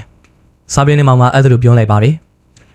စာပလင်းနဲ့မောင်ခွေးဝဲစားတကောင်ယူလာခြင်းကျွန်တော်ရဲ့မိတ်ဆွေကြီးစာပလင်းနဲ့မောင်မှစီအန်နီပါအမှုတွေရှုပ်ထွေးနေတဲ့ကြားကပဲရှမ်းပြည်ကလေဘက်သွားပါတယ်ကျွန်တော်နဲ့ဘိုးကူကိုကြီးကလည်းစာပလင်းနဲ့မောင်ဘက်မှလဲလို့ဆန်တော်မင်းကြီးကမီးမဖို့တွေးပြီးပူပန်မိပါတယ်ကျွန်တော်တို့အနေနဲ့ဖကိုးနှလောင်းရဲ့လူသက်မှုကိုလည်းတရားခံမဖော်နိုင်သေးပါဘူးဒီကြားထဲမှာဂျိုးဘုံလူသက်မှုပဲချက်ပြီးတော့မှဖြစ်ပွားပြန်တယ်ဒီဂျိုးဘုံလူသက်မှုကိုလည်းမဖော်နိုင်သေးပါဘူးဒါကြောင့်ကျွန်တော်တို့ကမစ္စတာဂရစ်ဘန်ခေါ်ပြီးစုကိုဂျင်းမောင်မှာကိုကြောက်လန့်နေကြတယ် စာမင်းနဲ့မောက်ထွက်သွားတာကလည်းတစ်ပတ်လောက်ရှိပြီဖြစ်တော့ဂျမ်မီရောင်မြောက်သိနေဘူးသူနေတိုင်း195ဘိုးလင်းလန်းကိုမော်တော်ကားနဲ့ထွက်ခဲ့ကြပါလေလမ်းမှာလက်ကိုလွဲလို့ဟမ်ဘာဘာလမ်းရှောင်းနေတဲ့အိုကူဝီဂျီကိုတွေ့ရတော့ပြို့စရာကြီးဘာလုပ်နေရတော့ကျွန်တော်ကမေးတော့သူကဂျွန်နီဝါကလုပ်ပြရလေလို့ပြန်ပြီးပြောပါတယ်ရဗျာကိုနေမောင်ပြန်ရောက်တယ်မရောက်ဘူးသိရအောင်သူ့အိမ်ကိုသွားကြည့်ရအောင်ကျွန်တော်ကဘောတော့အိုကူကိုကြီးကကောင်းသားပဲလို့ဆိုပြီးကားဘောကိုတက်ပါတယ်ကျွန်တော်ကလည်းကားကိုရှင်ပြင်းစွာနဲ့မောင်းနေနေတာဖြစ်တော့မကြခင်မှာ195ဘိုးလင်းလန်းကိုရောက်ရှိခဲ့ကြတယ်ကျွန်တော်တို့လည်းကားဘောပဲဆင်းခဲ့ပြီးကိုနေမောင်ရဲ့ကန်ကိုတက်သွားကြလေတဲ့အခါကျွန်တော်တို့ရဲ့မိတ်ဆွေကြီးစာပဲနေမောင်ကအလုံးမပိန်လေးပြီးအလုံးမလည်းမွေးချောက်နိုင်လာတဲ့ခိုးရဲစားလေးတကောင်မှတမင်းကျွေးနေရကိုတွေ့ရတယ်။အိုင်စီဘယ်တော့ပြောင်းတယ်လဲဗျ။ကျွန်တော်ကမေးလိုက်တော့ဘုန်းနေမောင်မအခုကလေးတွေမေးဗျ။ဒီကောင်စားနေတော့တမင်းဝယ်ကျွေးနေရတယ်။ခမရမွေးမလို့လားခမရဖွေးရတယ်ဝဲစားပါလား။မွေးတင်ခွင်းမျိုးပေါင်းမွေးစက်မှာဗျ။ကျုပ်ရှာပြီးပါမယ်။ဒီကောင်ဘယ်ရောက်ဝင်လာတာလဲ။ဝယ်ဖို့လုံးမထင်ပါဘူးဗျ။ဘယ်ရက်ကောက်လာတယ်လို့။ဦးကူကြီးကပြီးတော့ဟုတ်ပါရဲ့ဗျ။အိုင်စီဖွေးကမနှိပ်ပါဘူး။လွတ်လိုက်ပါခွေးပေါင်းမှကျုပ်ဝယ်ပြီးပါမယ်။ကျွန်တော်ကပါဝယ်ပြီးပြောတော့စားပြနေမှာမလွတ်တော့မလွတ်ပြရစီနေဗျာကျုံမသူ့အတွက်အတော့ဘူးအလုံးရှုပ်ခဲ့ရတယ်သူ့ကိုလိုချင်တာနဲ့ရထားကိုရန်ကုန်တိမစီးမဲနဲ့ဖဖိုးမှဆင်းပြီးသူ့ကိုယူခဲ့ရတာကျုပ်တယောက်တည်းဆိုမရသေးဘူးကျုံမိတ်ဆွေဆရာဖြီးဆိုတဲ့လူဖမ်းပြီးတော့ရခဲ့တာဗျခမည်းဖွေးကအိမ်ဆောင်မွေးရောက်မှလည်းချိနေနဲ့အလှမွေးရောက်မှလည်းဝဲစားဖေးနေရမှတော့မကြပါဘူးဗျာဥပကြီးကပြောတော့စားရနေမှာမှာဒီကောင်အသုံးကြပုံလေးတွေ့ရပါလိမ့်မယ်ဗျာအဲ့ဒါလို့သာပြန်ပြီးပြောပါတယ်အဲ့ဒီကမှကျွန်တော်ကထားရထားလိုက်ပါတော့ကျုပ်ဘလူတမှုကိစ္စတရားခံဖမ်းမှုနီးစပ်ပလားဒီလိုမေးတော့စာရင်းနဲ့မှမအဆက်ပဲ IBA ကျုပ်လည်းအဲ့ဒီအမှုတွေကိုမေးနေလိုက်တာအောင်မလေးဗျာအဲ့ဒီအမှုတွေမေးနေတယ်ဟုတ်လားကျုပ်တို့မှပြင်တရားကမမိသေးလို့ဘရောမြမစ္စတာဂရဘင်နာခေါ်ရမလဲဆိုပြီးစိတ်ပူနေရတာအဲ့လိုတော့မပြောဘူးဦးကိုကြီးကပြောတယ်ဒီလိုလို့ဗျကျုပ်ကမှအခင်းပြစ်သွားတဲ့တကောင်းကျဲအိမ်ကြီးကိုတစ်ခေါက်လောက်သွားပြီးတော့မှကြည့်ကျင်သေးတယ်ဘုန်းနေမောင်ကပြောလိတော့ကြည့်ကျင်လိုက်ဖို့မယ်ဒီဗျာကျုပ်တို့ကမော်တော်ကားပါသားမယ်ကျွန်တော်ကပြောလိုက်တယ်အေးဗျာခုပဲကြည့်ကျင်တယ်အဲ့လိုဆိုပြီးစာပြနေမောင်ကတိုင်မှာချိတ်ထားတဲ့ကိုအင်းကြီးကိုယူပြီးဝတ်ပါတယ်ဒီနောက်မှာတော့လာသွားကြစို့အဲ့လိုဆိုပြီးကြက်တီမရှိတဲ့သူရဲ့ခွေးဝဲစားကိုပွေပါတယ်ခမရခွေးဝဲစားဘာလို့မလုပ်လဲထားခဲ့စမ်းပါဗျာဦးကြီးကစိတ်ပြတ်တဲ့လီတန်နဲ့ပြောတော့ကျုံမရှိဒီကောင်အိုးနေမှာဗျာကောင်းမမနေဘူးစာပြနေမောင်ကပြန်ပြီးပြောလို့ခန်းကားကိုတော့ခက်ပြီးခါဘကိုတက်ပါတယ်သူ့ရဲ့ခွေးဝဲစားကြီးကလည်းပါလာခဲ့ပါတယ်အဲ့ဒီကြီးမှာတော့ဦးကူကြီးကမော်တော်ကားကိုမောင်းပါတယ်စာပြနေမောင်ကရေခဲအောင် secret နဲ့မိတ်မီတစောတခုကိုစဉ်းစားငါလိုက်ပါလာခဲ့ပါတယ်သူ့ရဲ့ခွေးဝဲစားကတော့တကယ်နေမီးနေပါတယ်ဒီကောင်အသုံးဝင်တဲ့နေရာဆိုတော့ကဒီလိုတကယ်ငင်းအော်တာကိုပြောတာလားဗျာနားညှိလိုက်တာခုတင်းမောင်တို့လှုပ်လိုက်အဆန်းကြီးပဲဥပကြီးကပြောလိုက်တယ်စားလင်းနေမောင်ကတော့တစုံတရာပြန်လဲပြောဆိုခြင်းမပြုဘဲနဲ့စဉ်းစားလို့လိုက်လာခဲ့ပါတယ်တိတ်မကြခင်မှာကျွန်တော်တို့ရဲ့ကားကြီးကကျုံကုန်ခင်းဖြစ်သွားတဲ့အိမ်ကြီးစီကိုရောက်ရှိခဲ့ပါတယ်ကျွန်တော်တို့ကလည်းကားပေါ်ကဆင်းကြတယ်စားလင်းနေမောင်ကဘေးဝဲစားကိုပွေပြီးဆင်းလာတော့တော်တို့နဲ့ခြေကားကိုဖွင့်ပြီးခွေးကလေးကိုလွှတ်လိုက်ပါတယ်ခွေးကလေးကအမီးလေးနန့်လို့အိမ်ကြီးကိုပြေးသွားပြီးဟောင်းနေပါတယ်ဒီကစားပြင်းနဲ့မှခွေးတောက်ဖို့ပြေးသွားပြီးအိမ်တကားကိုပါတော်တို့နဲ့ဖွင့်ပေးလိုက်ပြန်တယ်ခွေးကလေးကအာရဝန္တာပြေးဝင်သွားလို့ချမ်းမြေမှာအနံ့ခံပြီးလေကားပေါ်ကိုပြေးတက်သွားပါတယ်ခုနှစ်မောင်ကလည်းလိုက်တက်သွားတယ်ခုနှစ်မောင်နောက်ကကျွန်တော်တို့ကလည်းလိုက်ပါသွားကြတယ်အပေါ်တက်ကိုရောက်တဲ့ခါမှာဖွေးဝဲစားပြေးကဟိုဒီပြေးသွားအနံ့ခံလို့ချမ်းမြေကိုကုတ်ချစ်ပါတယ်အဲဒီကမှစားပြင်းနဲ့မှချမ်းမြေမှာခင်းထားတဲ့ကိုစိုးကိုလှန်လိုက်တော့ချမ်းမြေအန်ဘိုးတကားကိုတွေ့ရတယ်ဒီကခုနှစ်မောင်ကအန်ဘိုးမှုဖွင့်လိုက်တဲ့ကအပေါ်တက်နဲ့အောက်တက်ကြားမှာဟိုကပြီးတော့မှလှုပ်ထားတဲ့ထကူဘဘလီကိုတွေ့ရတယ်စင်းမို့လေကားကလေးလည်းရှိပါတယ်ခွေးကြီးကအဲ့ဒီလေကားကနေအထက်ကိုစီကိုပြေးဆင်းသွားတယ်ကျွန်တော်တို့ကလည်းသူ့ရဲ့နောက်ကလိုက်ပြီးဆင်းကြတယ်ခွေးကလေးကဝတ်တည်းကိုနမ်းပြီးဟောင်းနေကြကြောင်းစာပင်ထဲမှာအဲ့ဒီဝတ်ကိုဆွဲယူကြည့်လိုက်တော့ထမယောင်းတည်းဖြစ်တာကိုတွေ့ရတယ်ဒီနောက်မှာတော့ဘုန်းနေမှာဂျမ်းမြေမောကတစုံတစ်ခုကိုကောက်ယူပြီ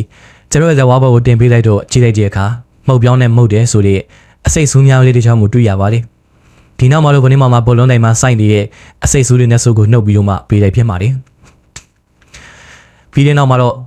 ရက်တဲ့စမ်းထလာဗျဒီမှာလာကြည့်ဒီအပေါက်ကနေပြောင်းနေမှုတ်လိုက်တာဒီလိုပြောပြီးစားလွင်းနေမှာအထက်ဖိုးကနေအောက်ကိုမြင်ရတဲ့နေရာကိုပြရတယ်အဲဒီနောက်မှာစားလွင်းနေမှာဖေးလေးကိုပွေလို့ဘွားကြဆိုလို့ဆိုပြီးအောက်ထက်ကိုဆင်းပါတယ်ကျွန်တော်တို့ကလည်းသူ့ရဲ့နောက်ကလိုက်ခဲ့ကြပါတယ်အဲဒီနောက်တော့ဘုန်းနေမှာအိမ်ကြီးရဲ့တကားကိုလည်းပေါင်းခြံဝဲတကားကိုလည်းပေါင်းပြန်ပြီးတောက်ခတ်လို့ကားဘုတ်ကိုတက်လို့ကျုံမောင်းမယ်ဆိုပြီးမော်တော်ကားကိုမောင်းပါတယ်ဖေးကိုလည်းအိုင်းစီခမရအနေနဲ့ဘယ်လိုသဲလွန်စားတွေချက်ပြီးတွေ့ရပါလဲဦးကူကိုကြီးကပြီးလိုက်ပြီတော့အမှုကပြီးတော့ပါပြီနောက်ဆုံးဖော်လာတော့ဟောဒီခွေးဝဲစားပဲကိုနေမောင်ကပြောပြလိုက်တယ်ဒီအတိတော့ကျွန်တော်ညံမမီဦးပြရှင်းစမ်းမအောင်ဦးကူကိုကြီးကမေးတယ်ရေ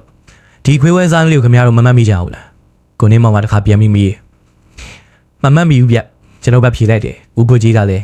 ကျုံနေเจ้าနေဘာမှမဟုတ်ပဲဘာဖြစ်လို့ဒီခွေကိုမှတ်မိရမှာတော့ဗျဘကိုးမှလူသက်မှုဖြစ်တဲ့အင်ဝင်းနဲ့ဝင်သွားတော့မှကျုပ်ကိုဟောင်းလဲခွေဝဲစားလေးတစ်ခါမှုတော့ခမရတို့မှတ်မိကြအောင်ပါပေါ့ကိုနေမောင်မပြောလိုက်မှကျွန်တော်ကလည်းအဲ့ဒီခွေကိုမှတ်မိပါတော့တယ်မှတ်မိပြီပြို့ကောင်းကောင်းမှတ်မိပြီဦးကိုကြီးကပြောတယ်ခမရနဲ့เจ้าနေဘက်မို့လို့ခမရမှတ်မိတယ်လားကိုနေမောင်က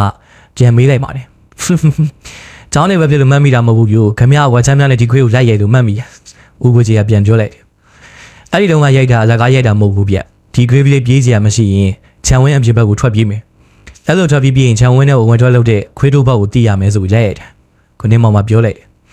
ဒီလိုလားဗျဒီတော့ညံမမီပါဘူးဦးကိုကြီးကထပ်ပြောပြန်တယ်ခြံထဲကိုကျတို့ဝင်သွားတော့ခွေးကလေးကဟောင်းတာဟုတ်ဗျဒီတော့ဒီအိမ်ကညဘက်ဆိုရင်အပြင်လူကက်လို့မလွယ်ဘူးဆိုတော့တတိယမိတယ်အဲ့ဒီတော့ဒီလိုဟောင်းတတ်တဲ့ခွေးရှိပါရဲ့နဲ့အိမ်ထဲကိုရအောင်ဝင်တဲ့လူဆိုဘယ်လိုဖြစ်နိုင်မလဲဒီခွေးနဲ့ရင်းနေတဲ့ဒီခွေးကသိနေတဲ့လူပဲဖြစ်ရလဲဆိုစဉ်းစားမိတယ်ဒါနဲ့ခွေးကိုလိုက်ပြီးရရင်ကချမ်းရဲ့နောက်ပိုင်းခွေးတို့ပေါက်နာကိုရောက်တော့အဲ့ဒီမှာခြေရနှမျိုးတွေ့တယ်တစ်မျိုးကမိန်းမတစ်ယောက်ရဲ့ခြေရတစ်မျိုးကယောက်ျားတစ်ယောက်ရဲ့ခြေရမိန်းမကခွေးတို့ပေါက်ကနေရှိုးပြီးဝင်လာတဲ့သဘောပဲယောက်ျားကတော့ခြံစည်းကိုကြော်တက်ပြင်းရှိတယ်အဲ့ဒီကလေးကလူသမားလား2ယောက်ဆိုကျုပ်ပဲရိပ်မိပြီးတာပြီးတော့ကျုပ်ကုန်းမှာတတ်တာလည်းဘကူကအဆက်ပဲဘကူက73ခုခင်ဦးနဲ့မဆန်းကြီးကိုတတ်သွားတဲ့2ယောက်ခုနေမှရှင်းပြလိုက်တယ်ဒီလိုဆိုလည်းခင်ဗျာဖွေးဖွေးစားတဲပြီးအသုံးဝင်တော့ဦးဗျာဦးဘိုကြီးကပြောလိုက်ပါတယ်ဒီနောက်မှာတော့ဘုန်းကြီးမောင်ကကျွန်တော်တို့မေးသမျှကိုဖြည့်ရင်းကခါကိုမောင်းနေတော့295ဘိုးလင်းလန်းကိုရောက်တယ်ပါခိုးဝဲစားကိုအိမ်တွင်းကလွှတ်လိုက်ပါတယ်ပြီးရင်တော့အန်ဆွဲတွင်းက6လုံးပြူကိုချုပ်ပြီးကြီးစဲတင်ကိုစစ်ဆေးလို့ခါကြမှာထိုးလိုက်ပါတယ်ဘယ်လိုလဲအန်စီဂျက်ကန်မိတော့မှလားကျွန်တော်ကမေးတော့ဘုန်းကြီးမောင်ပါခဏလေးစောင့်ပါစောင့်ရင်လက်ဖေးတောက်ကြတာပေါ့အဲ့လိုဆိုပြီးအနီးမှာရှိတဲ့လက်ဖေးဆိုင်ကလက်ဖေးကိုမာလို့ကျွန်တော်တို့ကိုတိုက်ကြွေးပါတယ်ကျွန်တော်တို့ကလက်ဖေးတောက်ရင်လားစကားပြောနေကြတယ်အဲ့ဒီအချိန်မှာပဲဒေါသကြီးတယောက်ကအိမ်မော်ကိုတက်လာလို့ကိုနေမောင်မို့ဆရာဘုန်းကြီးမောင်စက်လေကြီးထွက်တော့မယ်ဗျလေသမားတွေလည်းအသင့်ဖြစ်ပြီအဲ့ဒီကမှကိုနေမောင်ကထိုင်ရကဇက်ကနေထောင်တော့ကင် IB သွားကြစို့ဒီနောက်မှာတော့ကျွန်တော်တို့ကအဲ့ဒီဒေါသချင်းနောက်ကိုလိုက်သွားရပါတယ်ခန္ဓာစိတ်ကိုရောက်တဲ့အခါမှာကိုနေမောင်ကမော်တော်ဘုတ်လေးကိုပုတ်ပြတ်မှားလိုက်ပါတယ်အဲ့ဒီနောက်မှာကျွန်တော်တို့ကမော်တော်ဘုတ်နဲ့ခရီးဆက်ဖြစ်တော့နောက်တစ်နေ့မနေ့မိုးလင်းကန်ဒီမှာချောင်းရုံလေးတစ်ခုတွင်ဝင်သွားကြပြီးတဲ့နောက်ချောင်းကောပြီးတော့မှရေတိမ်နေတဲ့နေရာရောက်မှရက်လိုက်ရပါတယ်အချိန်ကတော့နောက်တစ်နေ့ဝီလီရောက်နေပြီဖြစ်ပါတယ်အောင်မလေးဗျာမော်တော်စီးနေရတဲ့မနေ့နေ့လေးကလေးကစီးနေရတယ်အခုမှပဲဒီနေရာကိုရောက်တော့တယ်လှုပ်ပေါင်းမိတ်ဆွေကြီးရကျွန်တော်ကိုလာရောက်ခေါ်တဲ့ဒေါသကြီးကိုမေးလိုက်တော့လမ်းမှာကဆက်လက်ပြက်သေးတယ်ဗျာချောင်းမပြီးဝင်သွားတာလည်းရှိသေးတယ်အချိန်ကိုတော့မတွက်နဲ့ဗျဒေါသကြီးကပြောလိုက်ပါတယ်ထားပါတော့ဗျာမတွက်နဲ့ဆိုလည်းမတွက်ပါဘူးညစာလည်းခွေးမစားရသေးဘူးနောက်တစ်နေ့တောင်မှမိုးလင်းနေကျုပ်ဘလောက်စားနေကြလဲဆိုရင်နောက်တစ်နေ့အတွင်းမှာကျုပ်ပါဇက်တွေတခုမထည့်ရတော့ကျုပ်ပိုက်ဒီဦးဒီကတစ်စက်ကထွက်ပြီးသူတို့ကသာအစာချထွက်လိမ့်မယ်ဒါနဲ့နေစမ်းမအောင်မြအခုရောက်နေတာဘဲနေရတယ်ပြောစမ်းမအောင်ဦးကိုကြီးကမေးလိုက်တော့အခုရောက်နေတာကငင်ကုန်းလို့ခေါ်တယ်ပင်လေကန်းဆက်ပဲထိုးသားကြီးကလည်းပြောလိုက်တယ်ဟုတ်ရွာကလေးကတလေးလေးနဲ့စီရီကြီးကကြီးလာကြတာတွေကတောင်မြို့မှာတော့မှဒီလောက်ကြီးတဲ့စီရီမရှိဘူးနော်ဦးကိုကြီးကပြောရဲဒီအရက်သားတွေကဒီစီရီကြီးကိုတောရွှေတကုန်းလို့ခေါ်ကြတယ်ရွာကတော့ဖငင်ကိုရွာဟိုမှာတွေ့ရတဲ့ဘုန်းကြီးကျောင်းမှာကငင်ကုန်းဘုန်းကြီးကျောင်းကငင်ကုန်းဘုန်းကြီးဆိုတော့ဘေးထန်လုံးမှန်နေဗျဒေါသကြီးကပြောရဲဒီအခါဦးကိုကြီးကစားရနေမောင်ကိုနေမောင်ရကျုပ်ကိုဘေးကိုခေါ်လာတာလေဗျစားရနေမောင်ကလည်းမော်တော်ဘောကနေပြီးချောင်းကမ်းပါစီကိုခုံပြီးတက်လိုက်ပါပြီကျွန်တော်နဲ့ဦးကိုကြီးကလည်းချောင်းကမ်းပါကိုတွေ့ပြီးတော့မှတက်ရမှာလေစားရနေမောင်ကရွာနီးကိုခက်တော့ပြီးခက်သွားလို့ရွာနီးကိုရောက်တဲ့အခါမှာခြေတန်းရှိအင်ကြီးတဲ့အိမ်ကမိမတယောက်နဲ့ယောက်ျားတယောက်ကကွင်းဘက်ကိုဆင်းပြေးပါတယ်မိမလက်မှာ6လုံးမျိုးတဲ့တက်လက်ကင်ထားလာဖို့တွေ့ရပါတယ်ယောက်ျားလက်ထက်မှာတော့အလုံးမရှည်နေရတဲ့တန်တော်ကြီးတစ်ချောင်းကင်ထားလာဖို့တွေ့ရပါတယ်ကျွန်တော်တို့ကလည်းသူတို့နောက်ကပြေးပြီးတော့မှလိုက်သွားကြပါတယ်တိတ်မကြခင်မှာတစ်ဖက်ကန်းကိုမမြင်ရတဲ့ပင်လေကြီးနဲ့တကွလိုင်းပွေးကြီးတွေကိုတွေ့ရပါတယ်ပင်လေကန်းဆက်တဲ့နေရာမှာတော့ဆက်လက်ကြီးတစ်စီးရပ်ထားတာကိုတွေ့ရတယ်အဲ့ဒီဆက်လက်ရဲ့နှစ်ဘေးမှာလည်းမိုးပေါ်မှာကျဲတလုံးဆိုတဲ့ဆေးပြင်းရဲ့ရေးထားတဲ့စလုံးကြီးကိုတွေ့ရပါတယ်ထွက်ပြေးသွားတဲ့မိန်းမနဲ့ယောက်ျားတွေကပင်လေကန်းဆက်မှာရပ်ထားတဲ့မော်တော်ဘုတ်လေးတစ်စီးပေါ်ကိုပြေးတက်သွားကြတယ်မလမ်းမကန်းကိုကျွန်တော်တို့ရောက်ရှိသွားတဲ့အခါမှာတော့အဲ့ဒီမော်တော်ဘုတ်လေးကကန်းကခွာပြီးထွက်သွားပါတယ်ဒီအခါစာရင်းနဲ့မောင်ကကန်းဆက်မှာရပ်ထားတဲ့တခြားမော်တော်ဘုတ်လေးတစ်စီးစီကိုခြေပုံတော့ပြီးတော့ကျွန်တော်တို့ကလည်းနောက်ကအပြေးလိုက်ခဲ့ရတယ်ဘိုးကူကူကြီးကတော့သူ့ရဲ့ကိုလုံးကြီးကိုကြိုးစားတယ်လို့ပြေးလိုက်ရှာသွားတယ်ကျွန်တော်တို့အားလုံးမော်တော်ဘုတ်ကိုရောက်သွားတဲ့အခါမှာတော့စာရင်းနဲ့မောင်ကမော်တော်ဘုတ်ကိုခူရဲမောင်းနေပြီးထွက်ပြေးသွားတဲ့မော်တော်ဘုတ်စီကိုလိုက်ပါတော့တယ်ရှေ့ကပြေးသွားတဲ့မော်တော်ဘုတ်ကယောက်ျားကြီးကတန်တော်ကြီးကိုကင်ပြီးကျွန်တော်တို့ကိုအန်ဂျစ်လက်ကြည့်နေပါတယ်အမေဟိုလူကတန်တော်ကြီးတကိုင်နိုင်နေကျွန်တော်တို့အခဲမကြည့်တဲ့မျက်နှာနဲ့ကြည့်နေပါလားဦးကိုကြီးကပြောတော့ကျွန်တော်ကတန်တော့မဟုတ်ဘူးပြပိုက်လုံးကြီးပြေကကိုနေမောင်ကတန်တော့လည်းမဟုတ်ဘူးပိုက်လုံးလည်းမဟုတ်ဘူးအဲ့ဒါသိမင်းလို့ပြောတယ်ဂျုံကုန်းကအင်ကြီးရဲ့မှာသွားဆိုင်စရာတေးဥပြေတယ်အဲ့ဒီတဲ့နဲ့အဲ့ဒါမှုတ်ပြောင်း ထိလိုက်တဲ့နဲ့အသက်ထွက်ဖို့သာပြင်ပြီးတော့ကျွန်တော်တို့ရဲ့မော်တော်လည်းတို့နဲ့ဝါးတဲ့တသားလောက်စီဖို့မိထားခဲ့ပြီဖြစ်ပါတယ်အဲ့ဒီကရှေ့ကလူကြီးကကျွန်တော်တို့ဘက်ကိုလှည့်ပြီးပြောင်းတဲ့ချိန်လို့မှုတ်လိုက်ပါတယ်အဲ့ဒီလူကြီးရဲ့ပြောင်းမှုတ်တန်တက်ကိုစားရင်းထဲမှာတန်တက်ကကြီးစံထွက်တန်ကစက္ကန့်ပိုင်းလောက်ဆောသွားတော့ဒီလူကြီးရဲ့လက်မမှုကြီးစံကအရင်မှတ်ပါတယ်ဒါကြောင့်သူမှုတ်ထုတ်လိုက်တဲ့မြားကစားရင်းထဲမှာကိုလွဲချော်သွားတယ်ဒီလိုလွဲချော်သွားပေမဲ့ဒီအစိတ်မြားကဥက္ကူကြီးရဲ့နမှုတတဲ့ကိုလာမှန်လီတော့ဥပ္ပကြီးကတေးဆိုပြီးတလုံးနဲ့အော်တိုလဲကျသွားပါတယ်ဒီရာစားရင်းထဲမှာသူ့ရဲ့အိမ်အတွင်းကပလင်းကလေးတစ်စုံကိုထိုးလို့ဥပ္ပကြီးရဲ့နမှုတတဲ့မြားစုနေတဲ့နေရာဘူးပလင်းတွေကအကြီးတွေကိုလောင်းချပြီးမြားလုံးကိုပြုတ်ပနေဆွဲပြီးနှုတ်လိုက်တယ်အဲ့ဒီကမှဥပ္ပကြီးကကျုံမိမောက်သာကြည့်ပြီးပြောလိုက်ကြတော့ဗျာမျက်လုံးမလေးကလေးနဲ့ပြောလိုက်တယ်ကျုပ်စီမှာဟောဒီအစိတ်ဖြည့်စည်းပလင်းမပါရင်တော့ခမရဒီစကားတော့ပြောချင်မရဘူးဥပ္ပကြီးအခုတော့ခမရမသိတော့ပါဘူးအစိတ်တွေလည်းရေပြစ်သွားပါပြီစာပေထဲမှာပြောလိုက်မှဥပ္ပကြီးကအာရဝန္တာထားခုံလိုက်ပါတယ်ဒီရောက်မှတော့ကျွန်တော်တို့ကလည်းရှေ့ကမော်တော်ကိုလှမ်းကြည့်လိုက်တော့ရှေ့ကမော်တော်ကတလေးလေးဖြစ်နေပါတယ်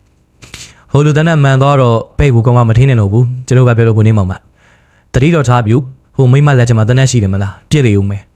ဒီလိုပြောနေစမှာပဲထိုင်းနေတဲ့တနက်တဲ့ချက်ကြားလိုက်ရပြီးတော့ကြီးစမ်းမှကျွန်တော်တို့ရဲ့မော်တော်မိုးကိုလာရောက်ထိမှန်มาတော့တယ်အဲဒီကမှစောင်းရင်းနေမောင်ကအဲ့ဒီမော်တော်ရဲ့1 byte စီကိုတနက်နဲ့ချက်ပြစ်ဖောက်လိုက်ပါတယ်ကျွန်တော်တို့ရဲ့မော်တော်ကလည်းအနီးကိုရောက်ရှိသွားတယ်အဲ့ဒီချိန်မှာဒီမော်တော်ကယောက်ျားကြီးကစောက်ကူတို့ကြီးတို့ကိုအဲ့ဒီမော်တော်မှာပါရှိတဲ့ချင်းဘလောက်ကြီးနဲ့ဘူးချီလို့ဘယ်နဲ့တုန်းကိုပြစ်ချလိုက်ပါတယ်ဒီကမှဥပ္ပကြီးကဟိုမလူပြစ်ချလိုက်ပြီပြူဘာကြီးလည်းမသိဘူးဒီလိုအော်တော့စောင်းရင်းနေမောင်ကပြစ်ချတဲ့နာကြားပါပြီဗျာဒါကြီးတွေလူတွေသိကြတာများလာပြီဒီလိုပြောပြီးတဲ့နောက်မော်တော်ဘူးဦးနဲ့ခပ်ပြပြောပြီးဝင်ပြီးစောင့်လိုက်တော့ပြီးတဲ့နောက်မှာတော့အဲ့ဒီမော်တော်ဘကိုလွှားကနေခုန်တက်လို့အမျိုးသမီးရဲ့လက်ထက်ကတန်းတဲ့ဘူးဇက်ကနေဆွဲယူပြီးမမ်းမဲစေနေလေးထိုင်းနေပြဒီမှာပူကြဖို့အေးစေစီဥပဒေနဲ့မျက်နှာချင်းစင်မှာခမရပြေးလို့မလွတ်တော့ပါဘူးကျုပ်စားနဲ့နှင်းမောင်ပါအဲ့လိုပြောတော့ဒီလူကြီးကစားရင်းနှင်းမောင်မှာအသေးချာကြည့်ပြီးမသိလို့ပါဗျာကျုပ်ဆရာကြီး Professor Dr. စိတ်ဖွားကမှာမှုတယ်